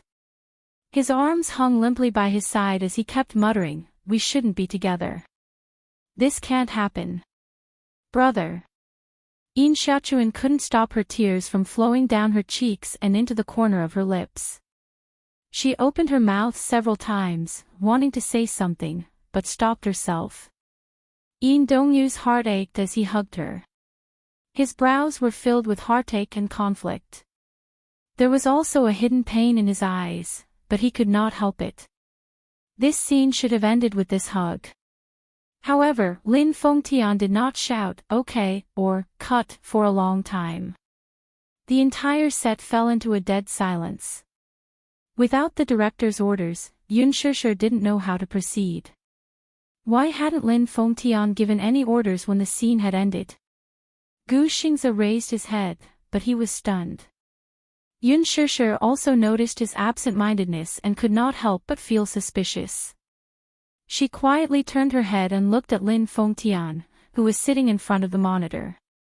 She saw Lin Fengtian standing up straight, looking somewhat flustered and at a loss. He looked at the door with an ugly expression and his body stiffened. Yun Shishir was confused for a moment. She couldn't help but follow his line of sight and turned slightly to look at the door of the music room. The door was wide open. The night outside the window was dead and dark. Chapter 584. The man was dressed in a black shirt, as if he wanted to blend into the deep night. His entire body was emitting a terrifying and sharp aura. His entire body was covered in a thick dark haze, almost causing everyone present to be unable to breathe. Mu Yaja, Yun Shishir was stunned. Immediately after, the dark panic almost made her sink into a swamp, almost suffocating her. The man stood at the door with both hands in his trouser pockets, looking sharp. His short black hair was messed up by the night wind, and it covered his eyes. However, it could not hide the murderous intent in his eyes, which seemed to have fallen into an ice cellar. His handsome face was cold and severe, and there was almost no expression on it. But his deep and handsome eyes were sharp, and the murderous look in them was like a cold knife in the cold night, ruthlessly stabbing her body, as if there was a sharp edge on her back. At that moment, Yun Shishir couldn't help but tremble, and she couldn't help but take a few steps back. The man raised his head slightly, raising his arrogant chin, and his thin lips curled into a cold and threatening arc. Why aren't you continuing? Yun Shishir's breathing stopped, but she didn't know how long he had been standing there and how much he had seen. But she comforted herself. She was an actress, and this was just acting. Why did she have to feel guilty? Acting shouldn't be taken seriously, right? Moreover, he was the one who betrayed her first, wasn't he? Didn't he also have an ambiguous relationship with Mu Wanru? His good fiancée even ran in front of him to show off her prowess. But at this moment, what was he? Was he angry? She wasn't angry yet. Shouldn't he be the one who should reflect on himself? Why was he looking at her like that, as if she had done something wrong? But even if she thought so, under the man's cold gaze, these seemingly righteous reasons were no longer valid. It was as if in the end, she was the one who had committed the most heinous crime. Her whole body stiffened, as if there was endless cold air rising from the soles of her feet. It was very exciting. "Why, are you not acting anymore?" His voice was as cold as ice. It almost froze the atmosphere in the room to below zero. Everyone on the set couldn't help but shiver as their shoulders trembled in fear.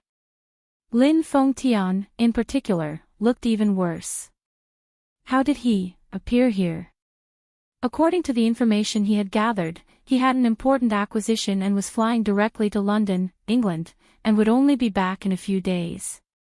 Mu Yaja stepped into the silent night and slowly walked in. He stepped forward and she stepped back. He closed in step by step, and she retreated step by step. Mu Yaja's face was as cold as ice.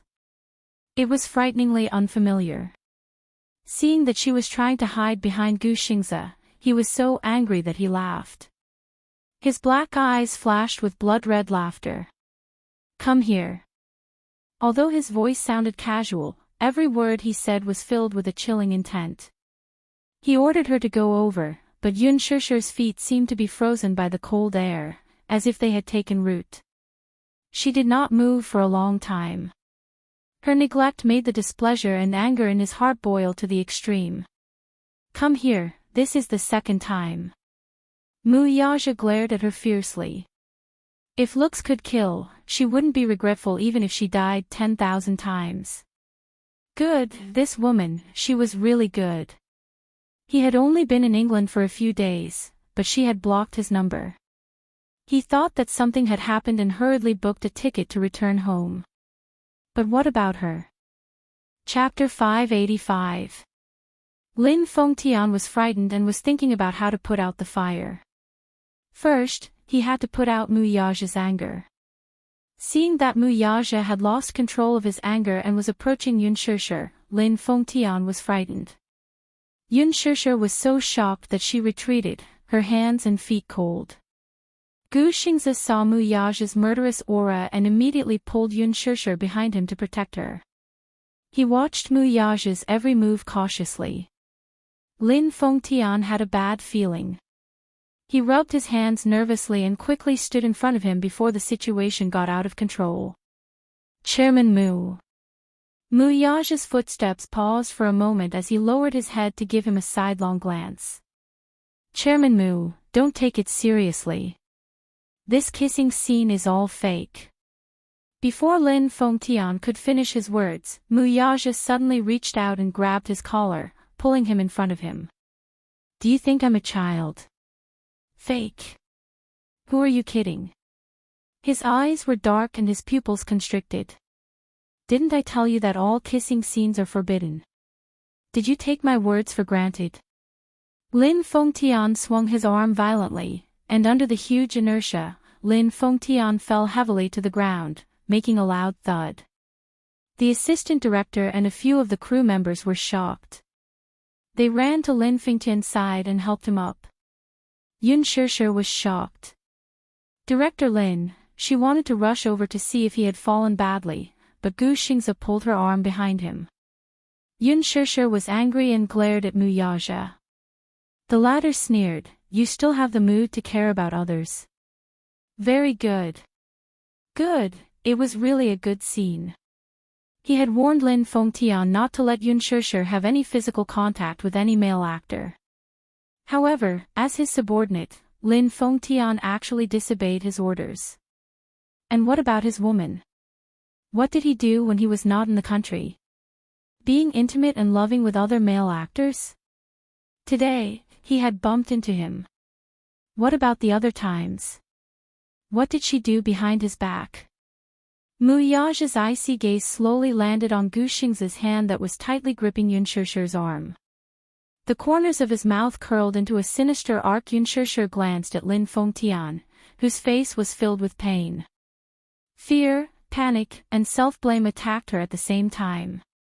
It almost gave people the illusion of suffocation. It was unavoidable. She had a clear conscience. Kissing scenes were just a normal part of filming. Everything she did was according to the script. Other than that, she maintained a perfect distance from Gu Xingze. She should have had a clear conscience. Yun Shushu gritted her teeth and said angrily, Mu Yaja, what are you doing?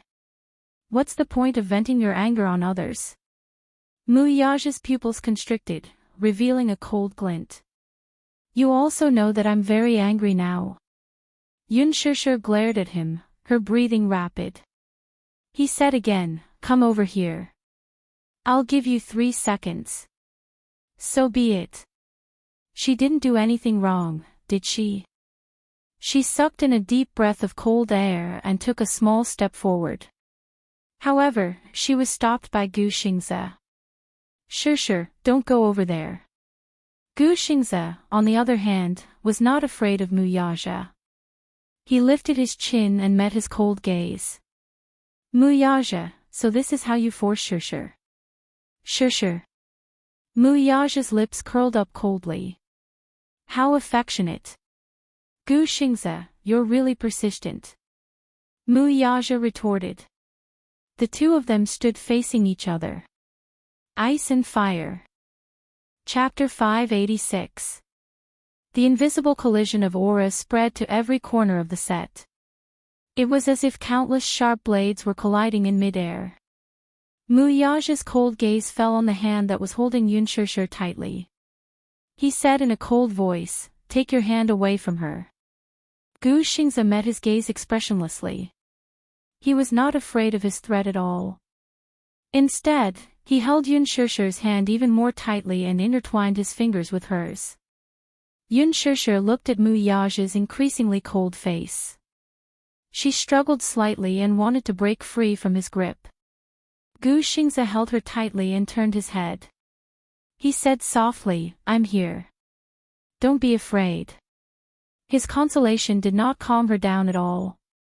Undoubtedly, his protection would only anger Mu Yaja even more.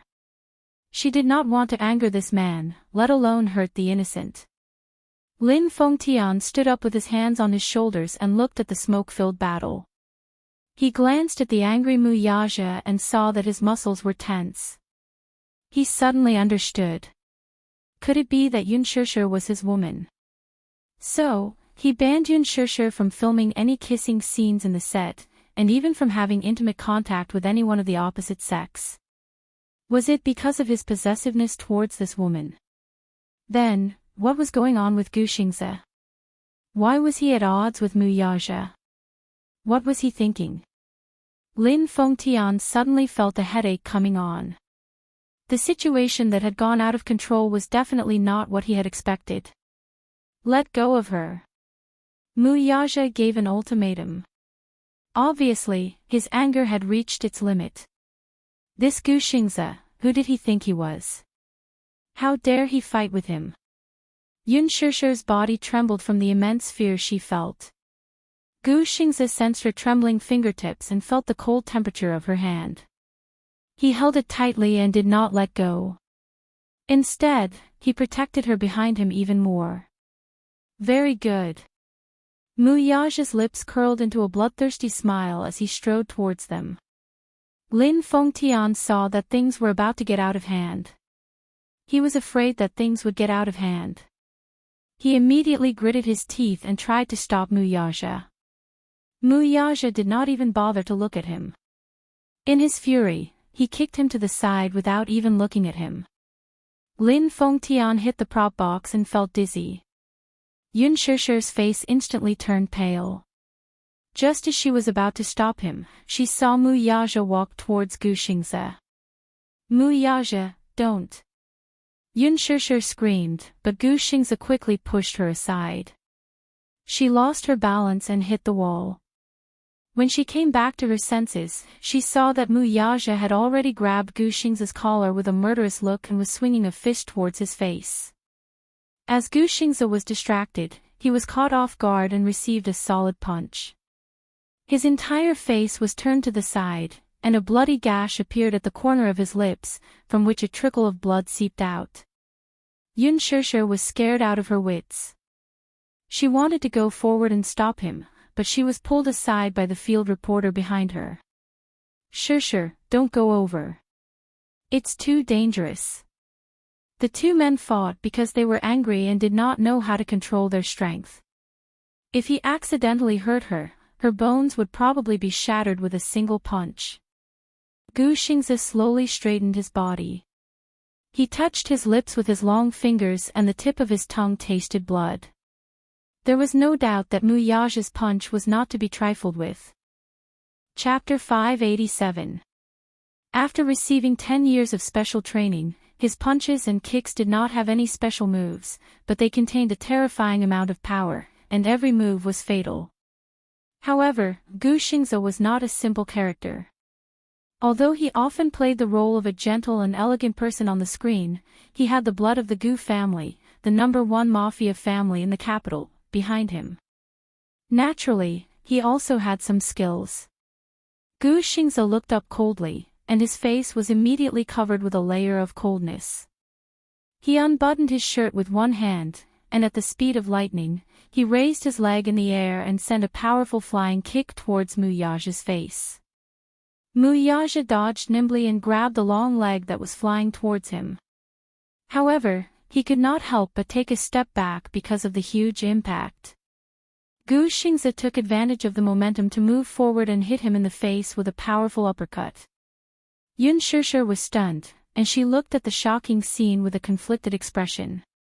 She had never seen such a terrifying scene before. The two men of similar strength were entangled in a fight. There weren't any fancy moves, but every punch was swift and fierce, like lightning, and every move was fatal. The props at the scene were unfortunately destroyed during the fight, and they broke into pieces. Fast, too fast. Gu Xingzi threw a punch, and Mu Yage caught it steadily. His gaze sharpened, and he used his right hand like a knife, and slashed at Gu Xingzi's elbow. There was a groan, but Gu Xingzi was not to be outdone. He opened his fist and drew his bow, and began to counterattack. The two men were extremely fast, and they separated as soon as they met. The sound of fists and feet colliding was endless, and in the blink of an eye, they had already exchanged more than 10 moves.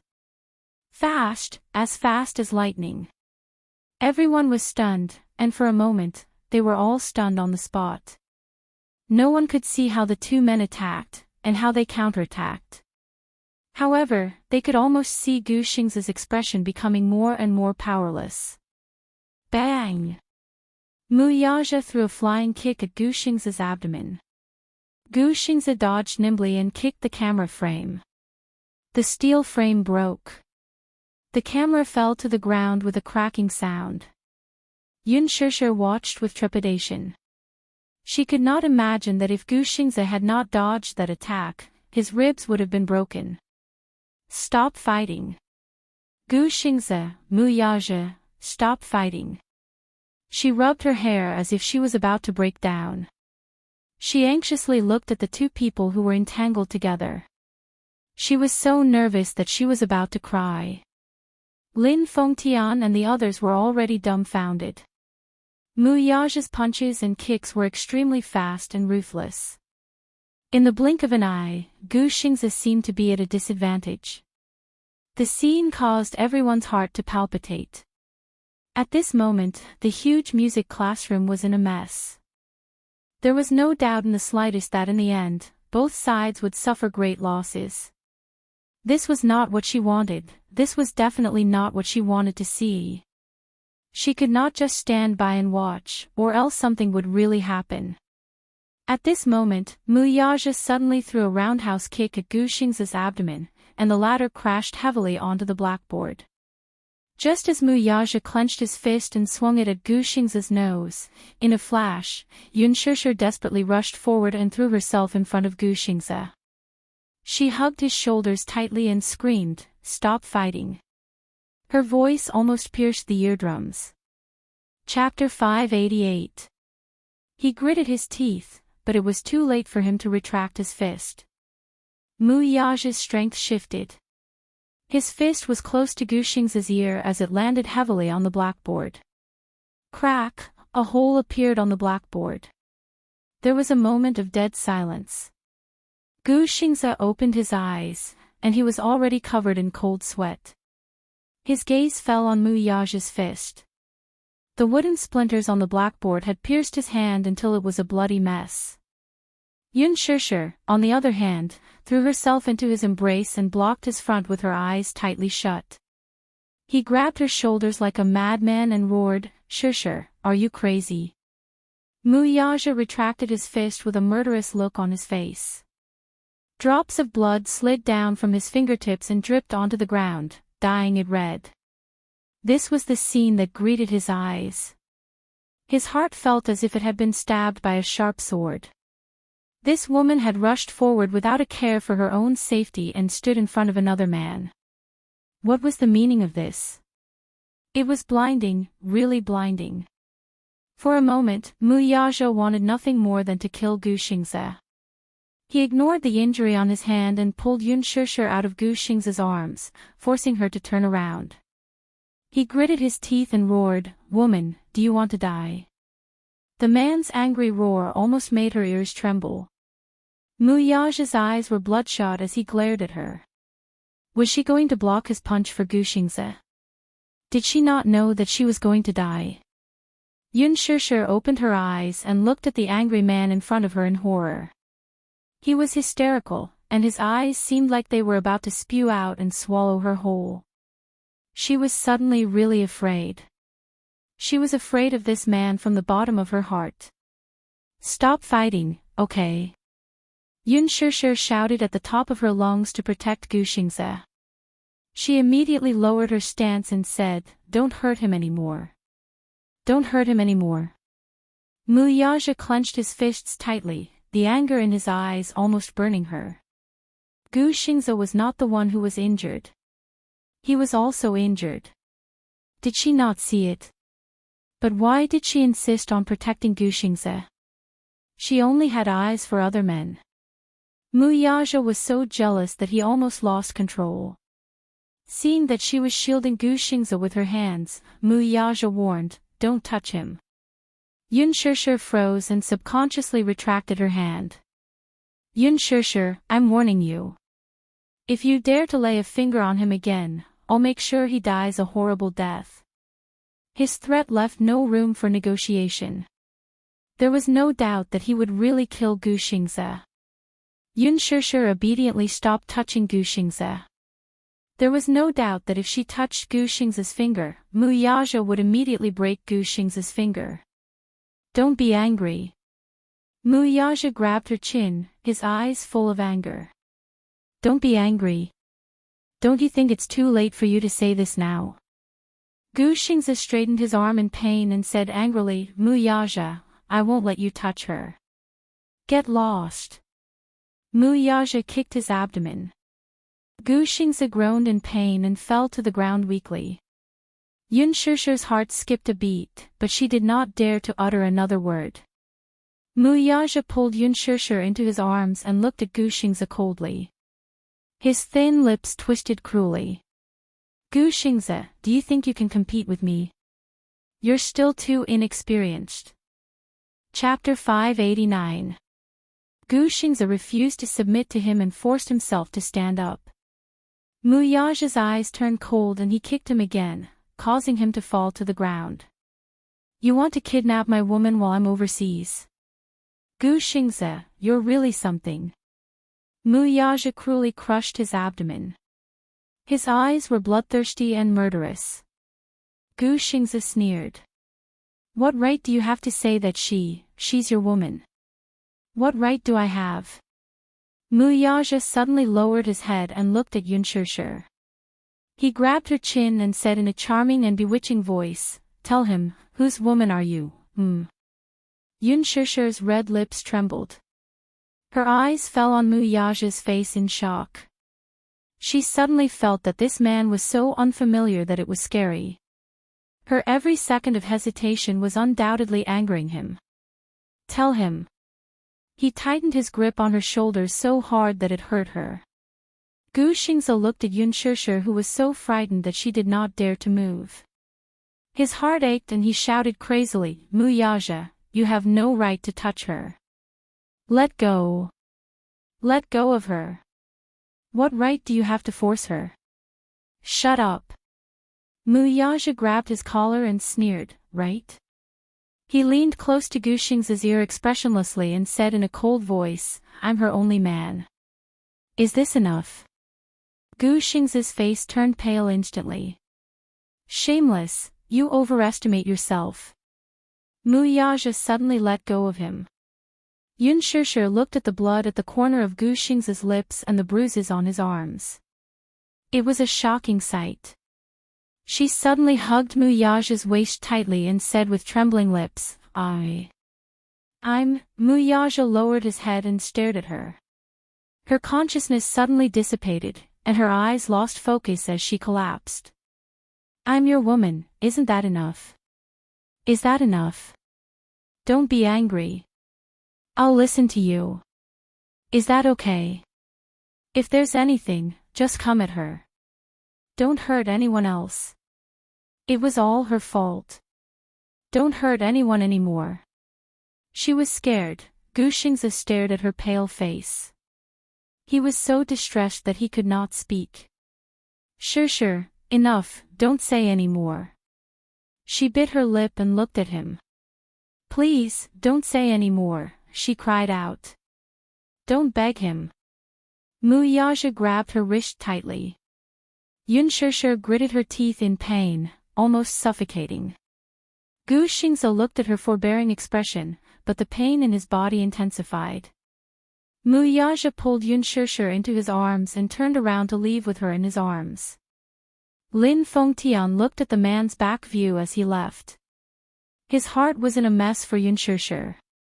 Just as he was about to go forward, he saw Gu Xingzi struggling to stand up and catch up with them. He slapped his thigh and chased after them. At the entrance, rows of black cars were parked at the intersection. Yun Shishir's injuries were almost carried by him all the way to the sports car at the front. His steps were extremely fast, and his long legs were wide. She let him hug her pathetically and did not dare to struggle at all. She could clearly feel the anger that he was constantly suppressing. His eyes were bloodshot, and his handsome face was as tense as ice. This man was obviously very, very angry now. She did not even know what kind of fate awaited her next. Muyaja. The man stopped in his tracks, but he did not turn around. He only turned his face slightly and looked at her coldly. Chapter 590. Muyaja turned around slowly. Gu Xingzi stood at the door, but he did not come over. Fair competition. Muyaja smiled sinisterly. You. Gu Xingzi looked at Yun Shishir, who was in his arms but had given up struggling. His heart ached. If you're just toying with her, please let her go. I don't believe that you can protect her and not let her be bullied. Muyaja's lips curled into a cold smirk as he ignored him. He carried Yun Shishir, who had lost all strength to struggle in his arms, to the sports car, opened the door to the front passenger seat, and pushed her in. Yun Shishir slumped weakly in her seat with her head bowed low. She bit her lower lip so hard that it almost tore through. Muyaja fastened her seatbelt and returned to the driver's seat expressionlessly. He stepped on the accelerator and the sports car roared as it sped away. Gu Xingzi's breathing quickened as he watched the car disappear into the distance. His body went limp and he fell to his knees. How hateful. If he had not given up the position of the head of the Gu family, he would have had the ability to compete with him now. How could he lose to this man? Muyaja. Damn it. Lin Fengtian, who had just arrived, was shocked. He immediately ordered, someone, call a car. Xingzi, are you okay? The convertible sports car sped along. Along the way, it ran more than 10 red lights and did not stop. The car sped out of the city and onto the winding mountain road in the suburbs. Muyaja stepped on the accelerator and held the steering wheel tightly. He drifted around the corner and the car was going too fast. Yun Shishir's breathing stiffened as she looked at the rapidly rising tachometer. Her heartbeat quickened. No matter how hard she tried to suppress it, she almost screamed when he accelerated around the corners. She could even see the sparks from the friction between the car and the fence from the rearview mirror. If there was even the slightest deviation, there was no doubt that the car would crash through the guardrail and fall down the mountain. The man was on the verge of losing control of his emotions. Muyaja, are you crazy? Her screams quickly drifted away in the wind. Shut up. Muyaja stared straight ahead, his entire being emitting a cold aura. That taut handsome face, those deep and cold eyes, constantly reminded her just how angry he was at this moment.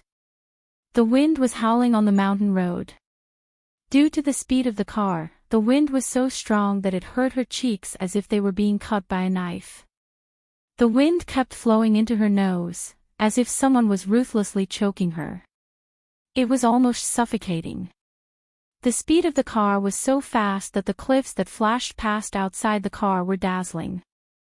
Looking from afar, the neon lights of the mortal world were still thousands of miles away. The speed limit sign flashed in front of his eyes and was quickly left far behind. Below the guardrail was a cliff with no end in sight. If the car fell from here, it would definitely be smashed into smithereens. Is he crazy? Yun Shishir turned her head and looked at him in panic. She was almost scared out of her wits by the terrifying speed of the car. 180 kilometers, 190 kilometers, gosh, they were on a mountain road. The 30 speed limit sign kept reminding her of how dangerous the situation was. That's enough. Are you crazy? If this goes on, something will happen. Chapter 591. Muyaja did not even look at her as he looked straight ahead. At a bend, he suddenly turned the steering wheel and pulled the handbrake. The thick tires created a huge friction with the ground, causing smoke to rise. Due to the intense friction, the smell of burnt rubber filled her nostrils. Cough. Cough, cough. She looked at the rearview mirror and saw the whites of the eyes floating behind the car. Her heart trembled with fear as she thought that the car was going to catch fire. Stop, stop. Are you worried about me? Muyaja asked her persistently. He did not stop there. Instead, he stepped on the accelerator even more unscrupulously and increased the speed of the car by another gear. It was so fast that her ears were about to go deaf. Stop. I beg you. Yun Shishir's body stiffened as she broke out in cold sweat. After a few drifts, her face was even paler than before.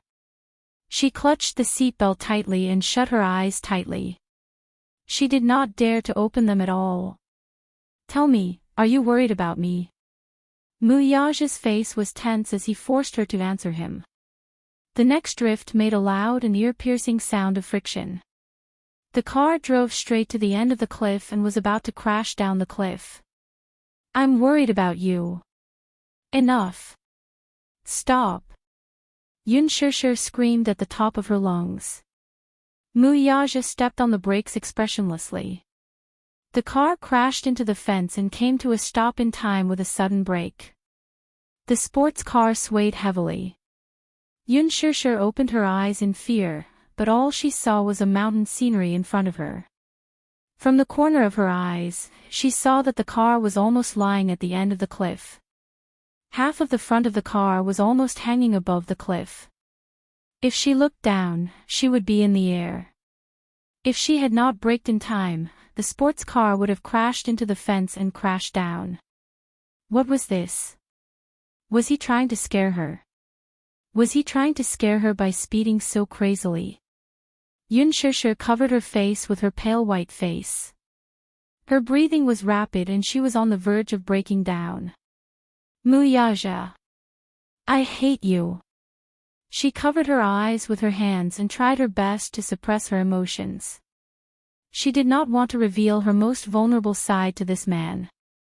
Muyaja unbuckled his seatbelt and pulled her in front of him. He fiercely ordered, I order you to take back your words. Yun Shishir's eyes widened in shock as she stared at him in disbelief. Sometimes, this man's heartlessness was chilling. Yun Shishir, I advise you not to try to anger me. Muyaja looked down at her terrified face and said coldly, "Take back what you just said." "All right. I'll take it back." Yun Shishir's voice was hoarse as she sobbed. His cold gaze suddenly landed on her delicate pink lips, and his eyes narrowed dangerously. The kissing scene just now seemed to appear in front of his eyes. That scene was like a needle stabbing into his heart, causing him to be filled with rage that he had nowhere to vent. Yun Shishir swallowed hard and carefully moved away. Muyaja, however, reached out and pulled her into his embrace. Lifting her chin with his hand, he stared coldly at her face as his slender fingers rubbed against her lips repeatedly. It seemed like he was using force to wipe away some marks on it. It was so strong that Yun Shishir's lips turned pale.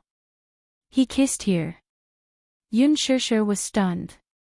Her pink lips trembled as she slowly nodded her head. He rubbed his fingertips hard, trying to wipe away any breath that Gu Xingze had left on her lips. It seemed like it wasn't thorough enough. Chapter 592. He suddenly lowered his head and covered her lips with his thin lips. His tongue traced the outline of her lips as he seriously and carefully licked her lips. Then, he bit down hard and pressed his lips against hers.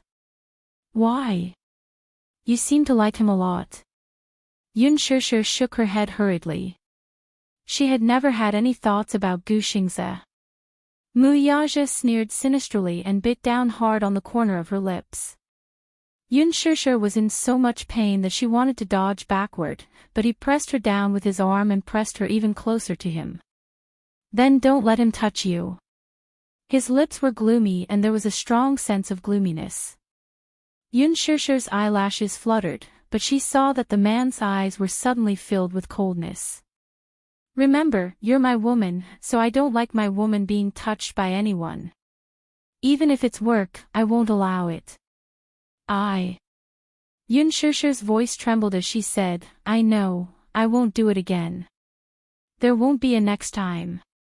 He warned her again, but there was no room for negotiation. Muyaja turned around and suddenly reversed the car to a safe zone. The moment the car landed safely, Yun Shishir's tensed heart seemed to have landed on the ground.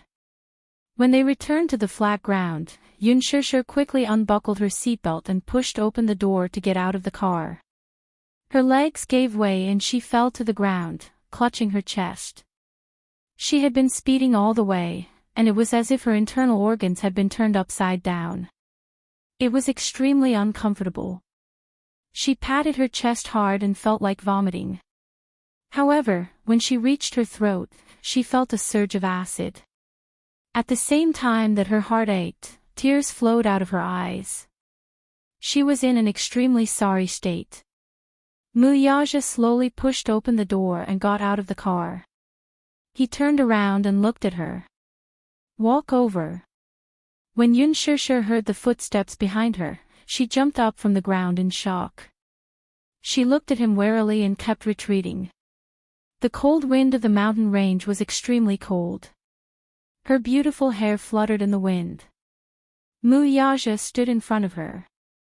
His tall figure was like a wallpaper, and his black shirt almost blended into the darkness of the night. The lights of the sports car were dazzling. Against the light, the moonlight cast a deep shadow on the man's deep silhouette. Only that pair of cold eyes looked at her through the messy hair on his forehead. Even though it was already June, the wind on the mountain was biting cold at night. However, no matter how bone-piercing it was, it could not compare to a 10,000th of his gaze. The winding mountain road was now closed, and no one was going up the mountain. This was the world that he ruled. Muyaja walked in front of her, bent down slightly, and reached out to grab her wrist.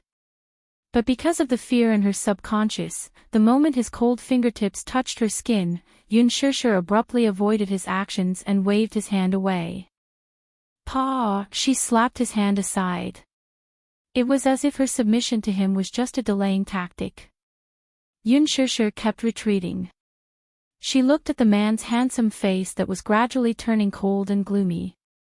When she thought of his bad behavior and recalled the arrogant words that Mu Wanru had said to her, her heart was pierced fiercely. At the same time, she also had a deep hatred for him. Muyaja's face instantly turned cold. What? Don't touch me. Yun Shishir kept keeping a distance from him, but in her heart, she was determined to draw a line with this man from now on. As if he did not understand her words, Muyaja's lips stiffened and he closed in on her. Don't come over. Chapter 593. Muyaja's eyes flashed with malice, and his face turned extremely ugly. Say that again. He said, but it was a warning in disguise. He was warning her not to try to provoke him again. Yun Shishir slowly leaned her back against the guardrail. With a creaking sound, the guardrail made an ear-piercing sound of disrepair. She stared at Muyaja's every move with extreme vigilance and said coldly, I don't want you to touch me. I'm pregnant with Muyaja's flesh and blood. Previously, he had an ambiguous relationship with you because he thought that I couldn't give birth to a child for him and felt that you were different from other women. He was just toying with you. Now that I'm pregnant, do you think you can still shake my position? You still want to be promoted? It's undoubtedly a pipe dream. If he really has any feelings for you, then why didn't he break off the engagement with me? Why did he sleep with me while having an ambiguous relationship with you and make me pregnant with his flesh and blood? I'm the legal wife, and you're just a mistress that everyone wants to beat up. You can't see the light of day. Yun Shishir clenched her fists tightly, and her eyes were like dead ashes. Muyaja suddenly glared at her, his handsome eyes scarlet, and his voice was as cold as ice. You don't want me to touch you? Yun Shishir, I'll give you a chance. Take back those words and walk in front of me. Looking at her constantly retreating footsteps, his heart became more and more furious. If you don't want me to touch you, then who do you want to touch you? Gu Xingze. What does this have to do with Gu Xingze? Yun Shishir felt that he was a little unreasonable. You still dare to mention him? Muyaja heard her mention his name, and his anger was uncontrollable. He thought about how he had booked a plane ticket to fly back overnight and rushed to the set to see the two of them hugging and kissing. Even if he knew that it was just an act, he was still hopelessly jealous. Yun Shishir widened her eyes in disbelief. She felt that this man was really inexplicable. He was the one who implicated Gu Xingze first. Muyaja's eyes were bloodshot as he gritted his teeth and said, if you keep talking about him, believe it or not, I will tear him apart and make him disappear. Yun Shishir said angrily, how dare you? Muyaja gloomily glared at her. Seeing that she still dared to protect this man, his eyes were so red that it looked like blood was about to drip out. Do you think I wouldn't dare? The fury in his eyes frightened her. Yun Shishir looked at his bleeding fist. Just now, he had punched through the blackboard and was badly mutilated by the wooden thorns. However, at this moment, he seemed to be unaware of the pain from his wound and only stared at her coldly. He was like a wild beast looking for food, and his entire body was filled with the aura of a tiger eyeing its prey. She couldn't help but take a step back, but she heard a painful groan coming from the guardrail behind her. The guardrail on the mountain road had been attacked by heavy rain a while ago, and it had been exposed to the scorching sun for a long time. It had been in disrepair for a long time, and when she moved a little too far, she could hear the guardrail breaking from the depths. Yun Shishir was in a huge panic and didn't notice it. However, Muyaja sensed the danger behind her and a trace of fear flashed in the depths of his handsome eyes. He shouted, stupid woman, are you looking for death? Come here. Yun Shishir was frightened by his angry voice and her body trembled again. The gravel under her feet rolled down the mountain because of her actions. Crackle. Shit. Chapter 594. Yun Shishir suddenly realized the danger she was in. She turned her eyes slightly and saw an endless cliff. The guardrail she was leaning on kept making cracking sounds as if it was on the verge of collapsing. Her heart skipped a beat at once.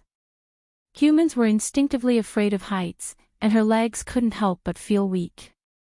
Muyaja stared at her movements, afraid that she would fall down the cliff with the broken guardrail if she was careless. At that moment, he felt a chill in his heart. He had been driving on the mountain road. No matter how fast the car was, he was confident in his driving skills. But now, he felt panic in his heart. It was a panic that he had never felt before. A chill ran down his spine. He stared at her nervously and reached out to her.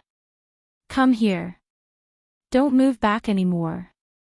If she fell, she would really be smashed to pieces.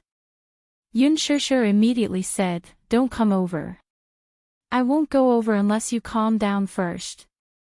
Muyaja stared at her and said in a cold voice, "Stupid woman, are you threatening me?" "I'm not threatening you. Look at you now. I'm afraid that I'll be crushed by you before I fall off the cliff."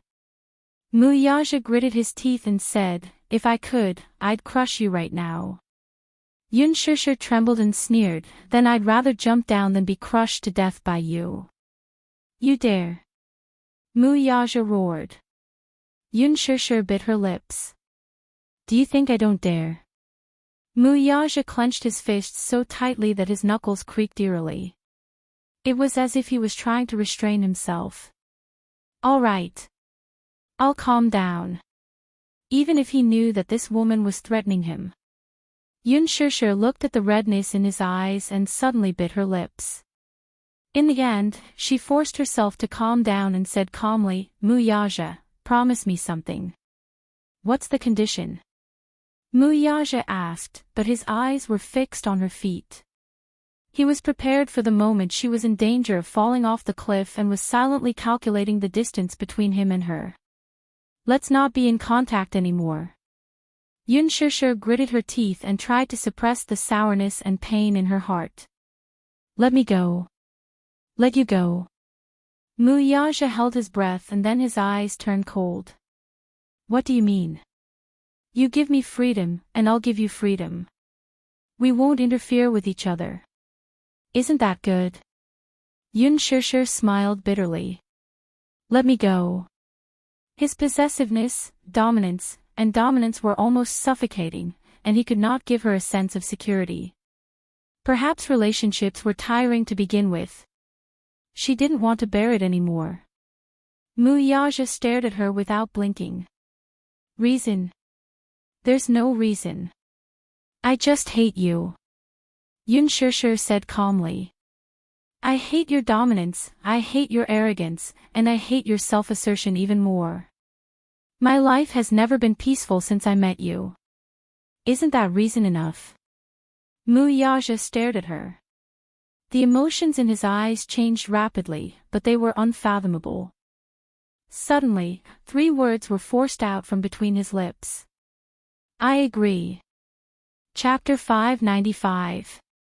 Yun Shishir slowly straightened her body and walked towards Muyaja. However, when she was halfway there, she saw Muyaja suddenly rushing towards her. He grabbed her wrist and pulled her into his embrace. It was a terrifying force. Yun Shishir could see the uncharacteristic panic on his tense and handsome face. Was he worried about her? Was he afraid that she would really fall off the cliff? There was no time for her to react. Under the huge inertia, the two of them fell onto the hood of the sports car. Yun Shishir groaned in pain. When she opened her eyes, Muyaja flipped her over and pinned her under his body. His tall figure almost blocked out the moonlight. A handsome face that was filled with anger came into view. Now that she had fallen into his hands again, the anger that he had been suppressing suddenly exploded without restraint. Muyaja angrily grabbed her chin and buried his face in her neck. He bit her and wanted to sink his teeth into her bones. Numbness and pain spread throughout her limbs. Yun Shishir frowned, but she heard Muyaja's deep and cold voice.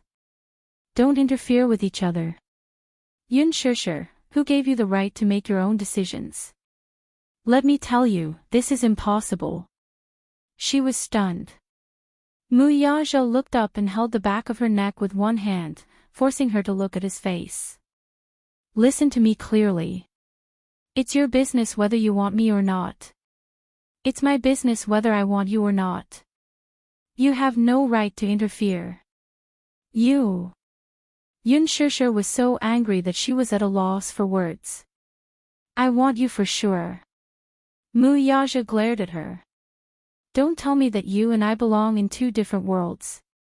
Yun Shishir, listen carefully. I, Muyaja, am your world.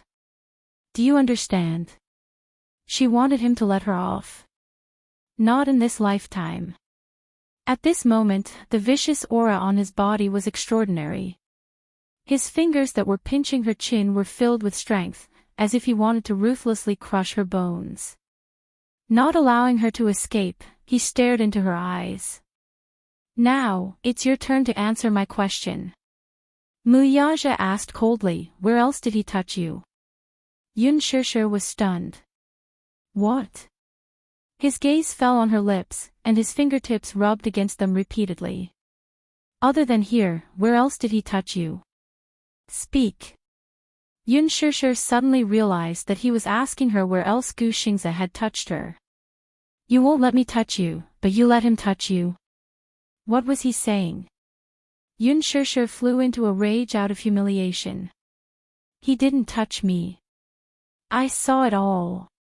You're lying. Muyaja looked at her lips that were as red as blood because of his ravaging, and his eyes were filled with anger. He touched you here. That's work, okay. Don't use work as an excuse. Speak, where else did he touch you? Muyaja lifted a strand of her hair, and a fragrant scent wafted over. He questioned, did he touch you here? Yun Shishir shook her head, and her eyes were filled with shock. She was frightened by the man's almost paranoid possessiveness. What about here? His fingertips caressed her soft waist. Yun Shishir still shook her head. Muyaja, that's enough. Not enough.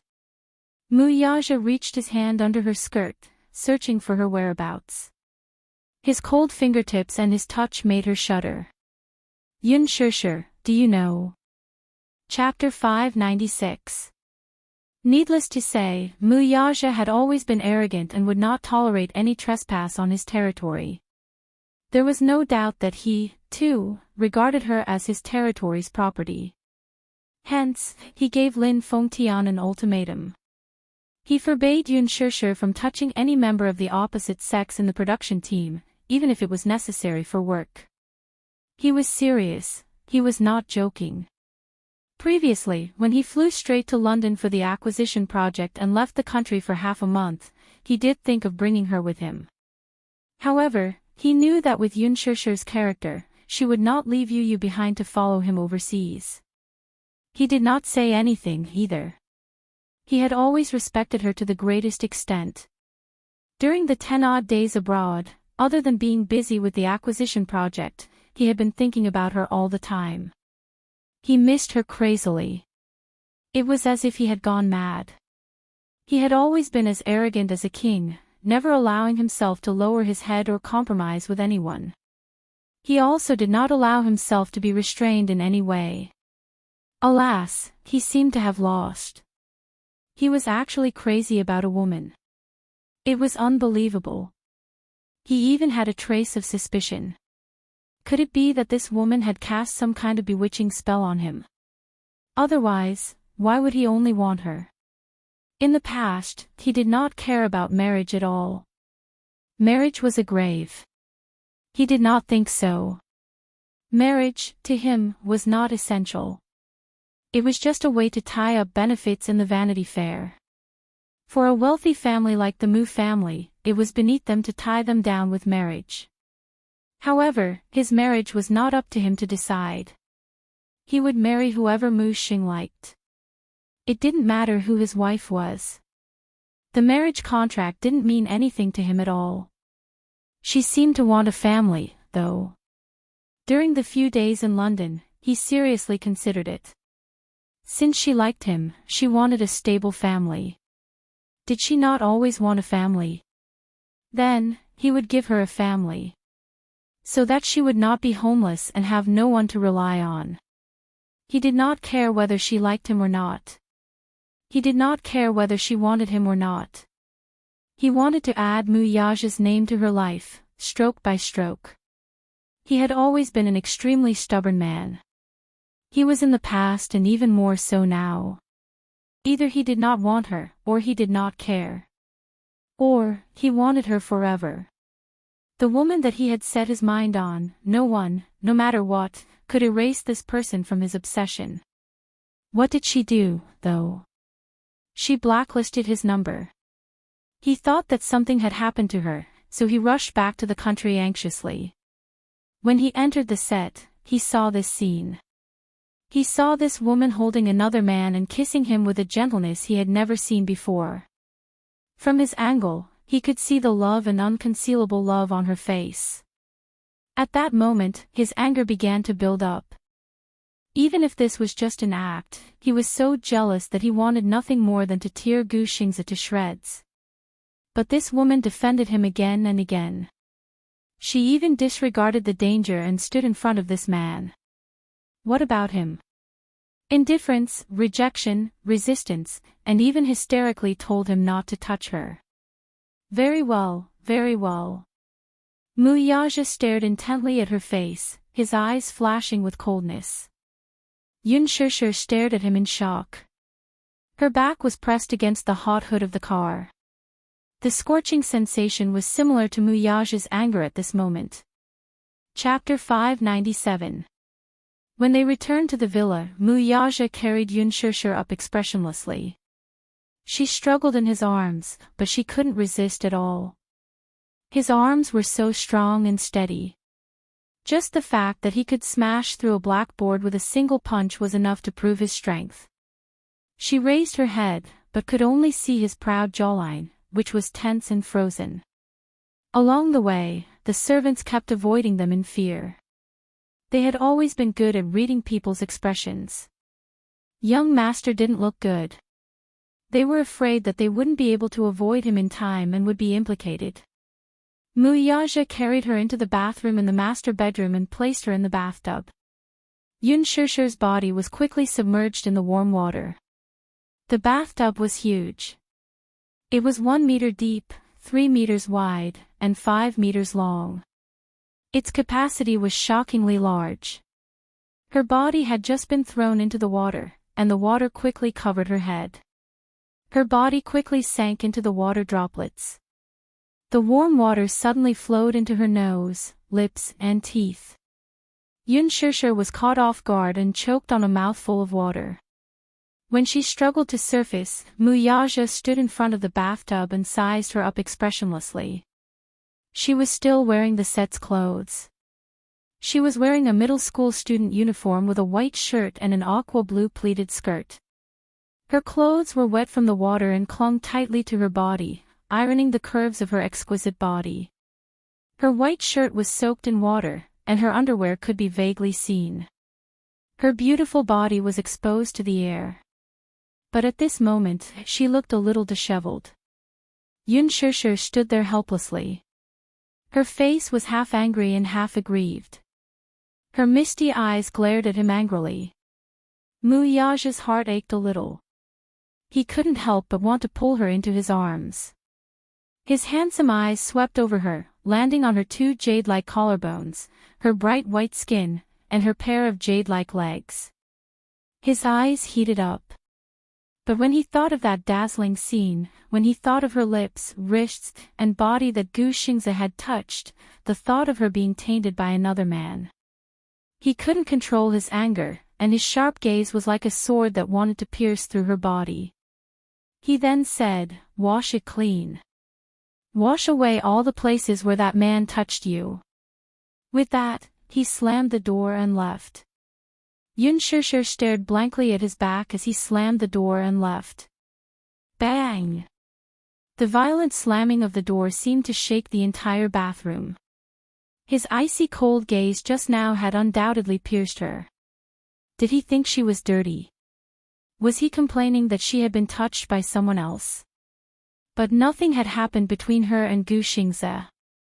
He asked her to wash herself clean, but what about him? Could he clean every inch of his body that Mu Wanru had touched?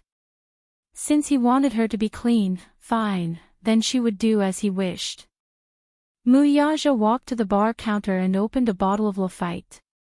He took a sip of the fragrant wine. He forced himself not to think about it, but he still couldn't control his emotions. Bang! He smashed the wine glass on the floor. It was as if he could only vent his anger by doing so. But it didn't seem to be enough to vent his anger. He waved his hand and swept a row of classic red wine on the table onto the floor, making a mess. Immediately, a servant came forward in fear and cleaned up the wreckage on the floor. Mu Yaja sat on the sofa for a full hour, but he didn't see her come out of the bathroom. Chapter 598. The moment he opened the door, he saw Yun Shishir completely submerged in the bathtub. The bathtub was filled with foam, and her body was wrapped in a thick layer of foam. He felt as though a huge burden had been lifted off his shoulders. However, he immediately clenched his jaw and walked over with a heavy expression. Have you washed yourself clean? Yun Shishir only cared about lowering her head and scrubbing her body vigorously. Her face was numb, and he didn't know how long she had been scrubbing like this. She used all her strength every time she scrubbed, as though she couldn't wait to scrape off a layer of skin. She acted as though she hadn't heard his question, as though she hadn't heard him at all. This woman was clearly angry with him. Her heart was clearly cold to him. Mu Yaja bent over with a gloomy expression and brushed away the layer of foam. However, his gaze turned cold. He saw that under the foam, her originally fair and flawless skin was now filled with a glaring dark red. However, it was as if she didn't feel any pain as she continued to scrub. Some of the especially tender areas actually started to bleed under her vigorous scrubbing. Damn it! What was she doing? Why was she scrubbing so hard? Didn't she feel pain? Her skin was so damn tender. Usually, he would be able to leave a red mark with just a gentle pinch, and it wouldn't dissipate for a long time. Even he couldn't bear to ravage her skin like this. What was she doing? Abusing herself. Using this as an excuse to provoke him. Taking revenge on him. Mu Yaja's heart ached. His heart ached so much that he wanted to snatch the bath towel from her hand. He was furious. Are you crazy? However, Yun Shishir suddenly dodged. Then, she turned to look at him with a cold expression. Her lips curled into a cold arc. What did I do wrong again? Mu Yaja furrowed his brows. However, he saw her fling the bath towel covered in foam onto him. The flying foam splattered onto his tense and gloomy face. Yun Shishir glared at him with bloodshot eyes. Didn't you want me to wash myself clean? What did I do wrong? I know you think I'm dirty. You're washing, but I'm washing as hard as I can. You figure it out. Mu Yaja grabbed her wrist and scolded, I didn't let you abuse yourself like this. Yun Shishir smiled eerily. I'm not abusing myself. It's just that if I don't wash myself like this, how can I wash myself clean? Her words were getting more and more infuriating. He warned her not to try to provoke her. But what about him? Wasn't every word he said trying to infuriate her? Stab her. Humiliate her. She despised every part of him that Mu Wanru had touched. Would he wash it clean? Yun Shishir rubbed more body wash. The bottle of body wash, which was originally full, was now empty. Since he wanted her to wash herself clean, she naturally had to make herself clean. Mu Yaja frowned and was filled with anger by her. At the moment, he had to endure it and picked up the bath towel to wipe her body. However, Yun Shishir pushed him away fiercely. Don't touch me. Mu Yaja's face darkened. However, he saw her glaring at him fiercely. Every inch of his body was filled with disgust. Don't touch me. You despise me for being touched and dirty. I despise you for being touched and dirty by other women. Yun Shishir snatched the bath towel from his hand and sneered coldly. Please wash your body clean before touching me. You're a germaphobe, but I'm one too. What do you mean by that? Muyaja's face was filled with anger. Chapter 599. She didn't give him a good look either as she returned the favor. Muyaja's face turned cold. He stretched out his long arm and turned her shoulders over. Speak. What did you mean by what you said just now? I don't mean anything else. I just think you're dirty. Yun Shishir glared at him and said coldly, I'm not done yet. Please get out. You're not going to speak. Yun Shishir continued to scrub her body, treating his words as air. The man lost his patience in the end. He pulled her into his arms and drained all the foam in the sink. He turned on the shower and started to scrub her body. Yun Shishir pushed him, and water splashed all over him as she struggled. Muyaja wouldn't allow her to mess around, so he pressed her heavily into the bathtub and clamped her wrists tightly with one arm. In this way, she completely lost the ability to resist. The water quickly filled up, and he changed the tub of warm water again. Muyaja patiently helped her wipe her body. Yun Shishir couldn't break free from him, so she gave up struggling and let him wipe all the foam off her body. He lowered his head and saw her stubborn face. On her fair face, her eyes were misty and her red lips were pursed into a line. Even when he was wiping her, he didn't know what to do and hurt her, but even so, she didn't make a sound. She was as stubborn as an injured little beast. It was as if she was suppressing herself and isolating herself from the world. However, she didn't think about who was the one overturning the world at this moment. He was displeased by her indifference. Muyaja pinched her chin and asked her, Are you angry? Yun Shishir pursed her lips and didn't say anything. She ignored him and ignored him. No matter how many times he repeated himself, she turned a blind eye and treated him as air. She ignored him. Muyaja sneered. He wanted to see how long she could stand it. Yun Shishir closed her eyes tightly, but she suddenly felt a strange sensation coming from a certain part of her body. She was shocked and her body shivered. However, he didn't allow her to escape and easily held her in his arms. Yun Shishir glared at him angrily, her eyes red. Muyaja pressed her under his body. Just one arm pressed on her shoulder, and it was as if she was nailed. The difference in strength between the two of them was too great, and she couldn't fight him at all. She stared straight at him, watching as he took off his shirt with one hand and pressed his body down heavily. His thin lips sealed her tightly pursed lips. No matter how she tried to dodge, he had the ability to subdue her. The shower head was still spraying water. They let the warm water submerge their bodies. Muyaja pressed his lips against hers, unscrupulously and fiercely taking her. At first, she tried her best to endure and bite the root. Even if he was ruthless, she didn't make a sound. But Muyaja clearly wanted to torture her. She couldn't suppress the surging emotions in her body anymore. She couldn't help but moan and sink in it. Muyaja. She called out his name and made her last weak resistance.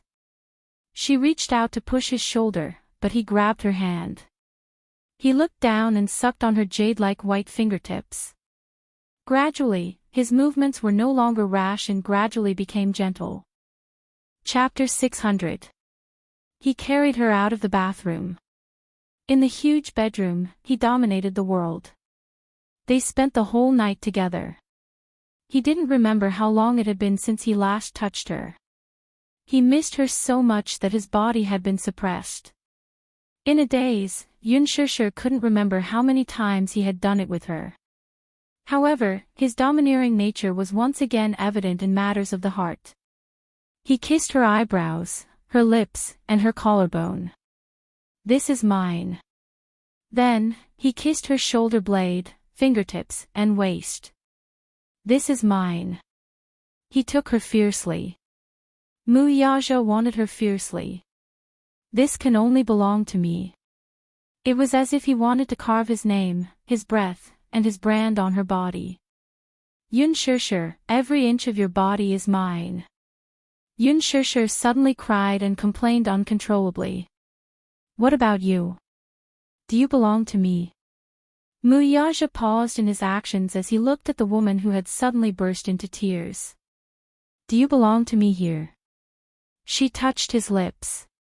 Do you belong to me here too? She stroked his chest. Did you say these words to Mu Wanru? Did you kiss her lips and want her like you want me? If I'm yours, what about Mu Wanru? He was jealous. How could she not be jealous? He was mad with jealousy. How could she not be mad with jealousy? They were not equal. How could he ask her to belong to him completely? At dawn, Mu Yaja went into the bathroom to take a shower. Wearing a bathrobe, he walked slowly to the window and lit a cigarette expressionlessly. With the sound of the lighter, the mellow smell of burning tobacco filled the room. He stood in front of the floor-to-ceiling window. A wisp of pure and thick smoke dispersed from between his lips. Through the reflection of the window, the person on the bed was curled up helplessly in a deep sleep. He walked to the bed and sat on the edge. He lowered his head to look at her sleeping face. Even in deep sleep, her delicate eyebrows were still tightly knitted. Her black hair was scattered around the pillow, contrasting with her fair skin. She was inconceivably beautiful. He had done it a few times. Perhaps it was too hard, so her face was full of exhaustion. Mu Yaja reached out and lifted a strand of her hair. He lowered his eyes and sniffed the fragrance of her hair. Taking a deep breath, his handsome eyes suddenly opened slightly. Her words rang in his ears. You want me to belong to you. Do you belong to me too? If I'm yours, what about Mu Wanru? Does she belong to you too? Do you belong to her too? With his keen intuition, he guessed that something must have happened during this period of time. Mu Wanru. Did Mu Wanru tell her something? It was just a guess. Before she left the country, he had specially assigned a group of bodyguards to protect her no matter where she went. According to the report, she had been filming for the past few days and had not had much contact with anyone else. When Yun Shirshir woke up, the sun was already high in the sky. The curtains were tightly drawn, and the thick darkness in the bedroom was almost suffocating. There was no one beside the bed. Holding her groggy head, she sat up on the bed and lifted the blanket. She had unknowingly changed into a bathrobe and her body had been meticulously cleaned. Chapter 601. Yun Shirshir heaved a sigh of relief. She struggled to move her body, only to realize that her thighs were sore and swollen. Why did it hurt so much? Memories of their passionate night came back to her, and her face turned red all the way to her ears. She frowned and tried to move her thighs. She lifted the blanket and got off the bed. Only then did she realize what it was, and her legs went weak. Her whole body felt like it was falling apart, and she could barely stand. She held onto the bedside table and took deep breaths to calm her heartbeat. She then walked into the bathroom to wash up. From the corner of her eye, she caught a glimpse of the red hickeys on the back of her neck in the mirror. She lifted the collar of her bathrobe and saw that her collarbone and body were covered in crisscrossing hickeys. It was a ghastly sight. This man was extraordinarily domineering in bed.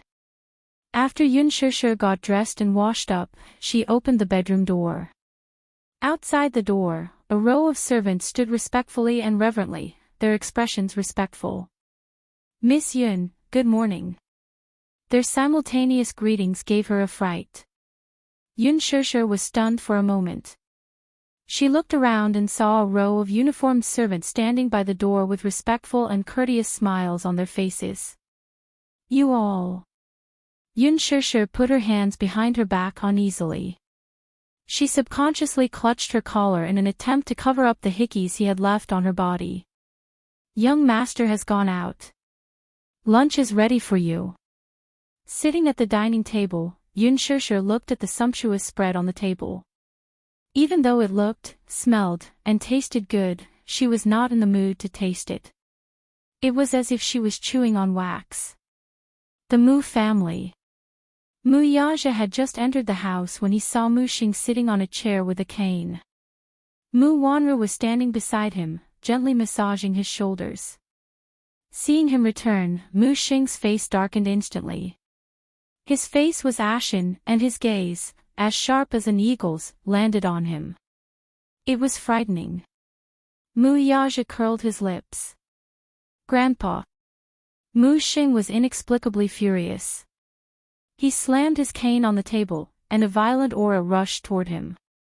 Do you still see me as your grandfather? Mu Yaja stood at the door and glanced at Mu Wanru from the corner of his eyes. The latter shrunk her shoulders when she saw his fierce gaze, and a timid fear appeared on her face. Mu Xing was furious. Suppressing his anger, he asked, I heard that you returned to the country yesterday, but you didn't come home. Where did you go last night? Mu Yaja's gaze fell on his grandfather, his face calm and composed. Grandpa, I came home to announce something. Answer my question first. Mu Xing's anger had yet to subside, so he was not in the mood to listen to him. He threw a magazine at him. Mu Yaja did not reach out to catch it. The magazine fell to the ground with the cover facing up. It was a photo taken by the media at Huanyu's annual cocktail party. In the photo, Yun Shishir was dressed in splendid attire. She looked back and smiled. It was just the side of her face, but it was stunning. Who is this woman? Mu Yaja glanced at her coldly before retracting his gaze and keeping quiet. Mu Wanru immediately bent over to persuade him. Grandpa, calm down. She's just a small-time celebrity in the entertainment industry. Why are you angry over this? Chapter 602. Such a woman can forget about stepping into the Mu family. Grandpa. Don't make things difficult for him. Anyway, his heart has never been on me. I'm already used to it. Mu Wanru pretended to be aggrieved. She pretended to speak up for her grandpa, but she was secretly pleased with herself. Humph. With Mu Xing backing her, what was Yun Shishir to her? Even if Mu Yaja wanted to marry Yun Shishir, with Mu Xing stopping him, it was impossible for him to step into the Mu family. Her heart toward Mu Yaja was completely dead. This man's heart, from the beginning to the end, had never been with her. This man never had her in his eyes. Even when he got engaged to her 6 years ago, it was only because of Mu Xing that he was reluctant to do so. The wedding was postponed again and again because he treated her as nothing. He had never touched her before. If a man did not even touch a woman, it could only mean that she meant nothing to him. It was not that she had not tried and tried her best, but even when she stripped naked in front of him, this man did not even look at her. His eyes were even filled with disgust. She had the title of the Mu family's young madam, but it was only in name. Right now, though, the most important thing for her was to establish her status as young Madame Mu and get married to Mu Yaja as soon as possible. Besides that, so what if Mu Yaja did not love her? With wealth and glory, she did not care if she could not win Mu Yaja's heart. This was the sad part of a rich family's marriage. Thinking of this, she felt relieved. Mu Xing did not know what Mu Wanru was thinking. He only saw the lonely and sad expression on her face. His heart ached for her tolerance and compromise. He felt even more indignant for her. He turned to glare at Mu Yaja, his face flushed red with anger. Yaja, look at how Wanru treats you and how you treat her. Grandpa doesn't care if you're just toying with that woman or not. As an experienced person, Grandpa can tell you that none of the actresses in the entertainment industry are good. They look pure on the surface, but deep down, they're lewd and despicable. I don't care about anything. Anyway, Wanru's status as the legal wife is right here, and no one can replace her. Mu Yaja sneered and curled his lips. Legal wife? Mu Xing did not notice the playfulness and mockery that flashed past his eyes. His anger dissipated a little under Mu Wanru's consolation. Calmly, he said, if you like any woman, even if you want to marry her as your second wife, Grandpa won't have any objections as long as the girl's family background is clean.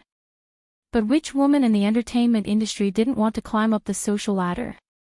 Even if she marries into the Mu family as a concubine, I will never allow it. Climb the social ladder. Yun Shishir needed to be rich. Mu Yaja even suspected that if he let Yun Shishir marry into the Mu family, her precious son might not even care about the Mu family. A 7-year-old child controlled the world's #1 toy empire. Just as he said, this child was not as simple as he thought. You might not even care about the Mu family. Yun Tianyo's arrogant words still rang in his ears. Mu Yaja, let me tell you, mommy is a treasure in my heart. If you want to dote on my mommy, you must do so legitimately. Chapter 603. Yun Shishir, on the other hand, wanted a family. Then, he would give them a family. A family of 4 with him, her, and 2 children. His son was more outstanding than him.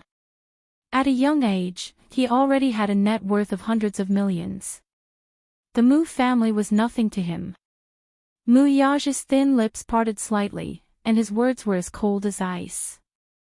Grandpa, I think you're mistaken about something. Hearing him speak, the old man was baffled. His eagle-like eyes narrowed as a strange feeling arose in his heart. What do you mean? What did I get wrong? This woman will be my wife, the future young mistress of the Mu family, and the woman I've set my mind on. What? Hearing this, the old man was instantly enraged, but more than that, he was in disbelief. He had watched him grow up, so he knew him better than anyone else. Mu Yaja had been an outstanding child from a young age due to his strict etiquette. He was different from those second-generation heirs from other wealthy families who were ignorant and incompetent. They spent their days indulging in debauchery, seeking pleasure, and having countless women by their side. Mu Yaja was almost cold and indifferent toward women. He had once thought that his precious grandson was just playing around with this woman on a whim, that was all. When he got sick of her one day, he would settle down. Who would have thought that he would actually tell him that he was serious about this? He was serious about marrying that woman and even said something as unreasonable as the woman I've set my mind on. If this woman was a well-bred young lady of the same social status as the Mu family, it would be fine. His grandfather would also approve of her. However, this woman was an actress in the entertainment industry. Such a woman had no right to step through the Mu family's doors. A ruthless look surfaced on the old man's face. He glared coldly at Mu Yaja and bellowed, "How dare you? Are you ignoring Grandpa's words? Didn't I tell you before that such a woman can forget about stepping through the Mu family's doors? Did you not take Grandpa's words to heart?" Mu Wanru was the first to interrupt him. "Grandpa, don't be angry. You know it, too. Which woman in the entertainment industry wasn't good at scheming?" He was very shrewd. Some women were born to be good at seducing men. She was the reincarnation of a vixen. At most, Zhou was just on a whim. Even if he wants to marry that woman and make her his concubine, I will agree. Mu Xing retorted angrily, "Agree to what?" "Wanru, it's not that Grandpa wants to scold you, but why are you so heartless? If such a woman marries into the Mu family, it's obvious that she's here to compete with you. You've always been pure and innocent. Do you want Grandpa to watch you scheme against another woman? You don't care about yourself, but Grandpa cares about you." Mu Wanru smiled shyly and mumbled, "But Zhou likes that woman, doesn't he? There was nothing he could do about it. I also hope that he can dote on me more, but feelings can't be forced." Mu Yaja's handsome eyes narrowed as his gaze landed on Mu Wanru. She was born with an extremely pleasing mouth. Her words were sweeter than honey and could coax the old man into submission. It was no wonder that he doted on her so much, to the point of doting on her to the bone. She usually put in a lot of effort into him. Chapter 604. Just like the other old people, he lacked companionship and protection. He was usually busy with work and rarely came home to accompany him. For some reason, Xiao Yichen was not close to the old man. Hence, the person who spent the most time with him was Mu Wanru. Mu Wanru had spent a lot of effort on him. He arranged for her to be the HR director of Dishing Group and a core member of the board of directors. She could be said to be second only to one person in the Mu group. Even if she was busy with work, she would end her work early and rush back to accompany him. It could be said that he was very dependent on Mu Wanru. Perhaps it was because he missed Mu Wanru so much that he was sick, but he was almost morbidly attached to her. His health was deteriorating day by day, and he had to take a lot of medicine every day. As he got older and was troubled by his illness, his temper flared up. When his illness acted up, he would be unusually irritable, and no one could persuade him. Only when Mu Wanru was by his side, coaxing and lying, would the old man be willing to take the medicine. Mu Wanru's soft and coquettish words were very effective on Grandpa Mu. It was obvious that he was completely under her control. Mu Yaja's eyes darkened, and his lips curled into a cold smile. Hence, when he heard Mu Wanru's pretense of generosity and grievance, he was even more furious. He slammed the table and bellowed, "What do you mean by like? Does this chap know what like is? Is marriage based on like enough? Wanru, don't worry, even if this chap insists on bringing that woman into the Mu family, as long as Grandpa is around, I won't sit back and do nothing. Grandpa is on your side, I'll definitely stand up for you." Mu Wanru's watery eyes were smiling, but she was helpless. "Grandpa." Sigh. "Grandpa, I have something to announce to you when I'm back." "What's the matter?" Mu Xing grumpily asked. Mu Yaja slowly walked to the sofa and sat down. His body sank slightly into the sofa, and his posture was as leisurely and arrogant as an overlord. His slender legs were elegantly crossed. His handsome eyes were slightly opened, and cold words escaped from his lips. "I want to break off the engagement with Wanru." "What?" Mu Xing's face drained of color when he heard that. He slammed the table and stood up in disbelief. "What did you just say?" "I said it very clearly just now, I want to break off the engagement with her." Mu Yaja seemed to turn a blind eye to his anger, and calmly repeated, "I won't allow it." Mu Xing blurted out without a second thought. The fury on his face was on the verge of eruption. "I don't know what's wrong with you, but you actually want to cancel the engagement. I think you're a bastard." Mu Yaja sneered, "Grandfather, since you like her so much, why don't you take her as your concubine?" Hearing that, the old man flew into a rage and nearly had a stroke. "Shut up. That's ridiculous." Mu Yaja's lips curled into a smile. In the past, he would have stopped talking at this point. He had never once disobeyed his grandfather's words. However, it was different today. Mu Yaja retorted, "Grandpa, you're forcing me to marry a woman I don't like. That's ridiculous." Chapter 605. This brat had clearly grown up and was no longer putting him, his grandfather, in his eyes.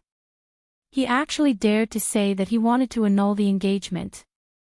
Mu Xing supported himself on the table as he glared at him furiously. This engagement was set by him, and no one was allowed to annul it. Even his most beloved grandson was not allowed to do so. Mu Yaja raised his eyes and met his grandfather's expressionless gaze. Seeing how protective he was of Mu Wanru and how furious he was at the mention of annulling the engagement, he was even more certain that Grandpa Mu's feelings for Mu Wanru were not purely the concern of an elder toward a junior. Instead, it was an obsession that was almost twisted and sick. "Mu Qingqing, that woman whom Grandpa Mu had been longing for all this while. Grandpa Mu was obsessed with his daughter. Not only did he keep the jade pendant that Mu Qingqing had left with him, but his bedside was also filled with photos of Mu Qingqing when she was young. Grandpa Mu's longing for his beloved daughter was enough to see. Mu Yaja did not know what kind of woman Mu Qingqing was. His father, and even Grandpa Mu, were obsessed with her. It was rumored that Mu Lianqing, who was Mu Yaja's father, also had feelings for Mu Qingqing. As for Mu Qingqing, the capital's #1 singer, he had once pursued her passionately. Alas, Mu Xing cut off all his thoughts about Mu Qingqing. At that time, Mu Lianqing already had a marriage alliance with the capital's Jiang family's daughter. This marriage alliance was of utmost importance to the Mu group. More importantly, Mu Xing was very conservative and had a strong prejudice against singers. Naturally, he did not agree to Mu Lianqing marrying this woman. Mu Lianqing had no choice but to compromise. He proposed a condition, which was for Mu Xing to acknowledge Mu Qingqing as his adopted daughter. Mu Xing agreed to it immediately. Mu Qingqing became the Mu family's adopted daughter as a matter of course. At that time, many wealthy families in the capital coveted Mu Qingqing. Her beauty and talent were undeniable. Initially, Mu Xing did not like Mu Qingqing and did not give her any face. But Mu Qingqing remembered the Mu family's kindness to her. She was grateful to the Mu family. Hence, she served him well in all matters, big or small. Gradually, he developed feelings for her other than kinship. He had fallen in love with this pretty girl from the bottom of his heart. He loved Mu Qingqing to the bone, and a perverted possessiveness grew in his heart. Whenever Mu Qingqing got too close to any man, he would fly into a rage and fly into a rage. Later on, Mu Xing wanted to take Mu Qingqing in as his fourth wife. This decision caused the entire Mu family to be shocked. It also scared Mu Qingqing. She only had filial piety for him and nothing else. Alas, he wished for her to stay by his side and serve him forever. Mu Lianqing was the first to object, and the relationship between the father and son became strained. In the end, they became enemies. Just then, Mu Qingqing stood up and told him that she already had a man in her heart. The two of them were in love and she was already pregnant with his child at that time. Hearing this, Mu Xing flew into a rage and ordered her to abort the child. She refused to comply and left the Mu family that very night, disappearing without a trace. Chapter 606. In fact, that was not the case. The truth he found out was that, in order to find Mu Qingqing, Mu Xing did not hesitate to turn the capital upside down. He sent a large number of men and even mobilized the military to track down Mu Wanru's whereabouts. He ordered, Mu Qingqing wants to see a living person. Leave no children alive. Cut the weeds and dig up the roots. The Mu family was determined not to leave any bastards alive. Mu Qingqing was unfortunately involved in a car accident to avoid the pursuit of the men sent by Mu Xing. Her car flipped off a cliff, and she died. A beautiful woman died an untimely death. Her two children, on the other hand, disappeared without a trace. No one knew if they were alive, and no one knew if they were dead or alive. When he learned of Mu Qingqing's death, Mu Xing was heartbroken. The pain of losing his beloved daughter was so excruciating that he fell ill. For 5 whole years, he was bedridden, absent-minded, and depressed. It was only when he recovered from his illness that he thought that since Mu Wanru was no longer around, he should at least find his 2 children. 15 years ago, due to a freak combination of factors, Mu Wanru was brought back to the Mu family by Mu Xing. He truly doted on her, just like how he doted on Mu Wanru back then. However, this doting was not so pure. When they were young, Mu Yaja happened to pass by the living room and saw Mu Wanru taking an afternoon nap on the sofa. Mu Xing sat by the sofa and watched her quietly. From time to time, he would brush away her messy hair and caress her cheeks with his old fingers. His eyes were fixed on her face. It was as if he could see Mu Qingqing's shadow through Mu Wanru. The love and gentleness on his face revealed a hint of morbid distortion. He lowered his head and kissed Mu Wanru on the lips. Mu Yaja knew in his heart that the reason why Mu Xing arranged this marriage was because his obsession and lovesickness for Mu Wanru was in his bones. At first, he did not care much about his marriage. He thought that marriage was nothing more than a formality, and anyone could do it. Now, however, he had his own obsession. He was determined to call off the engagement. Mu Yaja no longer looked at Mu Xing's ruthless face. Instead, he slowly stood up. His lips curled into a disdainful smile. "Grandpa, no matter what you think, I've made up my mind. I'll hold a family meeting to announce the cancellation of my engagement with her." "You dare?" Mu Xing, too, stood up with the help of his walking stick. Glaring at him, his wrinkled hand trembled as he gripped the walking stick tightly. "As long as I'm around, your marriage agreement will be valid for a day. I will never allow you to cancel your engagement with Wanru. And you. Mu Yaja. After saying that, he walked upstairs. He was infuriated. This rascal was clearly going to fight him to the end. For a lowly actress in the entertainment industry, he actually ignored his orders. Shocked and furious, he threw the cane in his hand at Mu Yaja's back. Paw!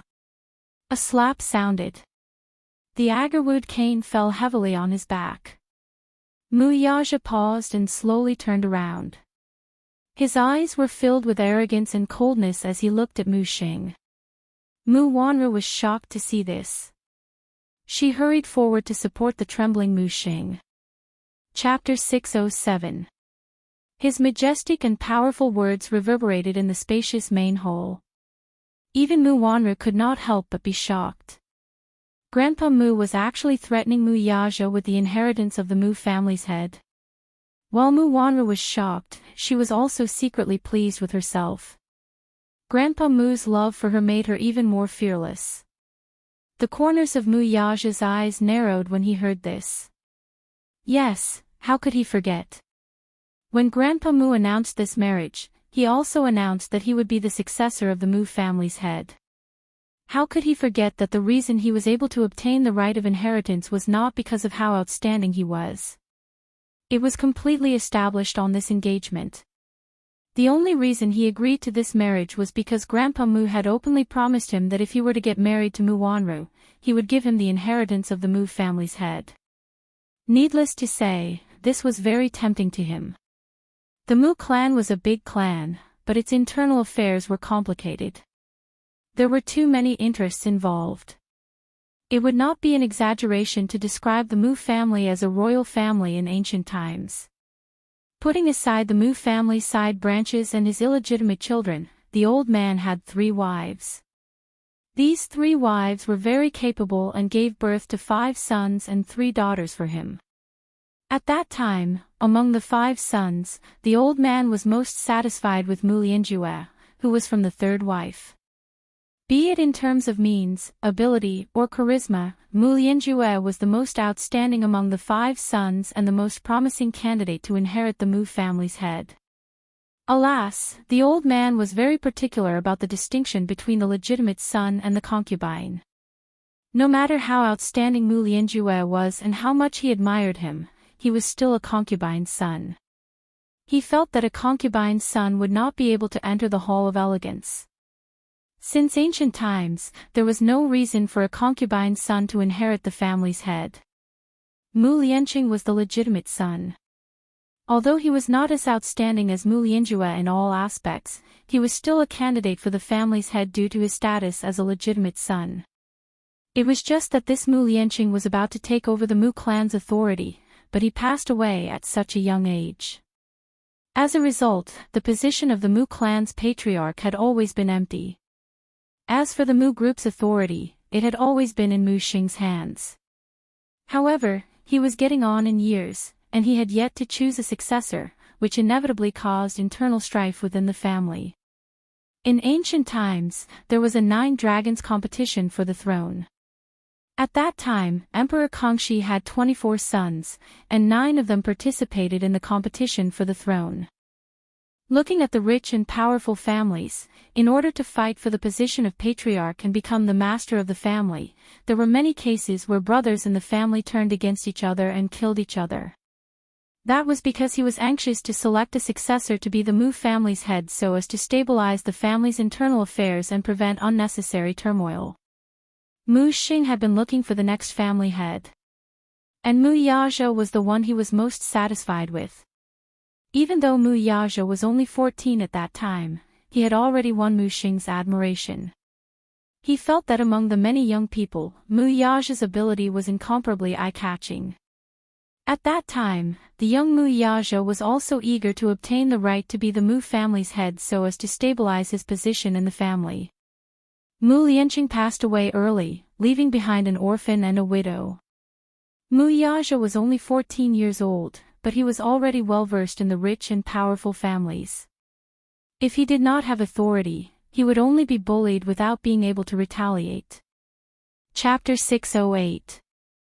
Hence, Mu Yazhe silently agreed to this marriage. Hence, he became the sole successor of the Mu family. He entered the Mu group at the age of 18.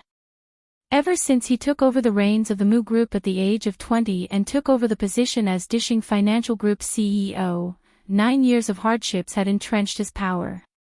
The huge Dishing Group was now completely under his control.